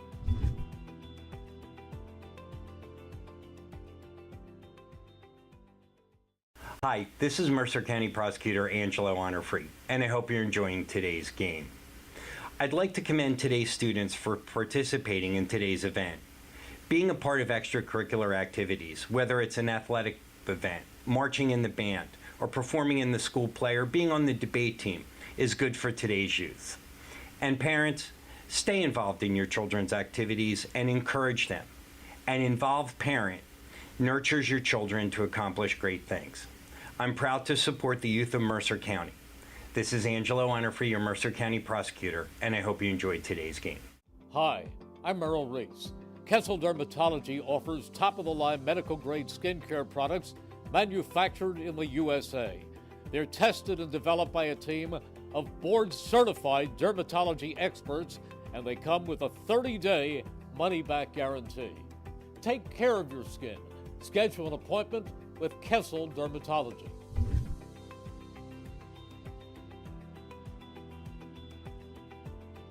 Hi, Merrill Reese reminding you to come back home to traditional Italian cuisine at the Revere Restaurant, 802 River Road in Ewing Township. You'll always feel welcome at the Revere. It's like stepping back in time where you'll feel like you're dining in South Philly or New York's Little Italy. Start your meal with complimentary Hoboken bread. Choose from a menu featuring fresh seafood dishes, succulent steaks and chops, or homemade pasta dishes. You can even eat at the bar. The Revere is open 7 days for lunch and dinner. Private room available for special affairs, plus catering. For reservations, call 609-882-6365. That's 609-882-6365. Come home to traditional Italian cuisine. The Revere Restaurant, 802 River Road, Ewing Township. Hi, I'm Merrill Reese. Kessel Dermatology is the place for all general dermatology needs. For acne, rosacea, eczema, psoriasis, hives, warts, and other growths. They have a friendly and courteous staff, and they can usually offer appointments within 24 hours for emergencies. Take care of your skin. Schedule an appointment with Kessel Dermatology.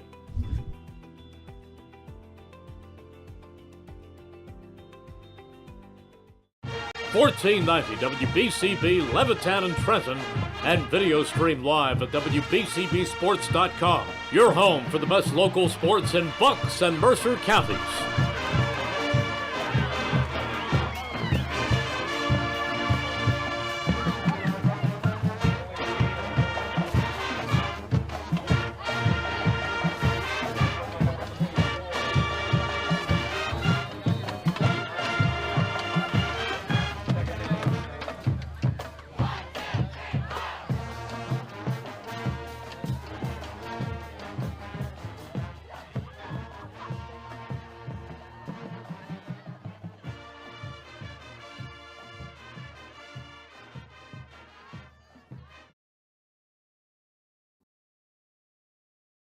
Hi, I'm Merrill Reese. Kessel Dermatology offers great cosmetic dermatology featuring the latest technology in cosmetics, including Morpheus 8 for skin tightening and scars, ultraviolet A and B light treatment for psoriasis, eczema, and itching. Kessel Dermatology now offers Genesis and XLV laser treatments for wrinkles, facial discoloration, scars, and hair removal. Kessel Dermatology provides Botox and fillers. Take care of your skin. Schedule an appointment with Kessel Dermatology.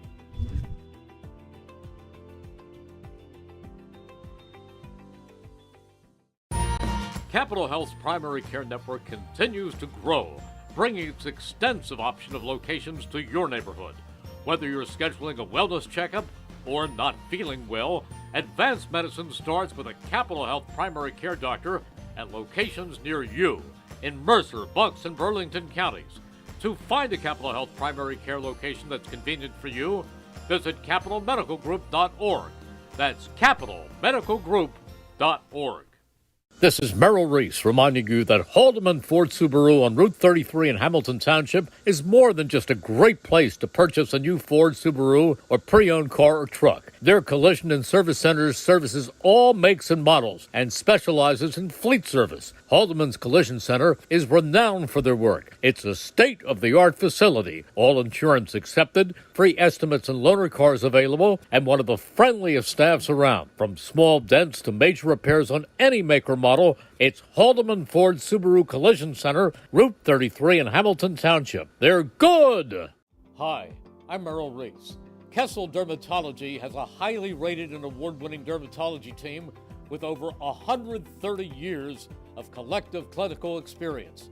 They've been voted as the region's best dermatologist and doctor for 20 consecutive years.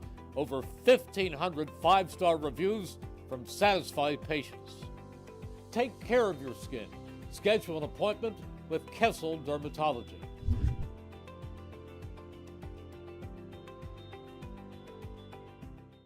Hi, this is Mercer County Prosecutor Angelo Honorfree, and I hope you're enjoying today's game. I'd like to commend today's students for participating in today's event. Being a part of extracurricular activities, whether it's an athletic event, marching in the band, or performing in the school play, or being on the debate team, is good for today's youth. And parents, stay involved in your children's activities and encourage them. An involved parent nurtures your children to accomplish great things. I'm proud to support the youth of Mercer County. This is Angelo Honorfree, your Mercer County prosecutor, and I hope you enjoyed today's game. New Jersey is home to the best public schools in the nation, and that didn't happen by accident. It's the result of parents, educators, and communities working together year after year to give our students a world-class education, no matter the challenge. Because parents and educators know that with a shared commitment to our public schools, our children can learn, grow, and thrive. And together, we can keep New Jersey's public schools the best in the nation. Hi, I'm Merrill Reese. Most people diagnosed with skin cancer are not even aware of their cancer. It's important to get a complete skin checkup. Kessel Dermatology offers a vast array of surgical procedures, including Mohs surgery, plus other non-surgical options. Take care of your skin. Schedule an appointment with Kessel Dermatology.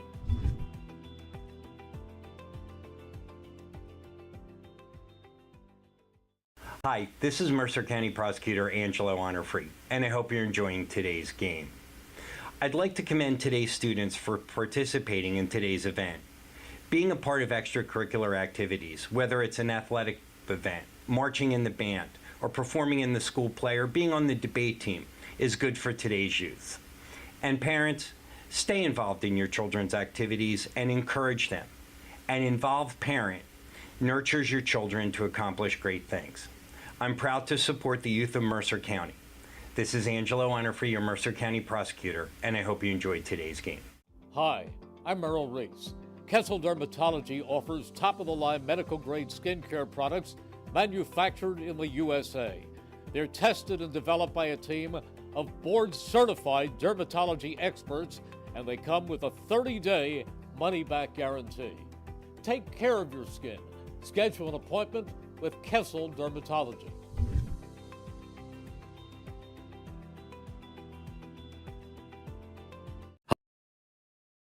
$14.90 WBCB Levittown and Trenton, and video stream live at WBCBSports.com. Your home for the best local sports in Bucks and Mercer counties.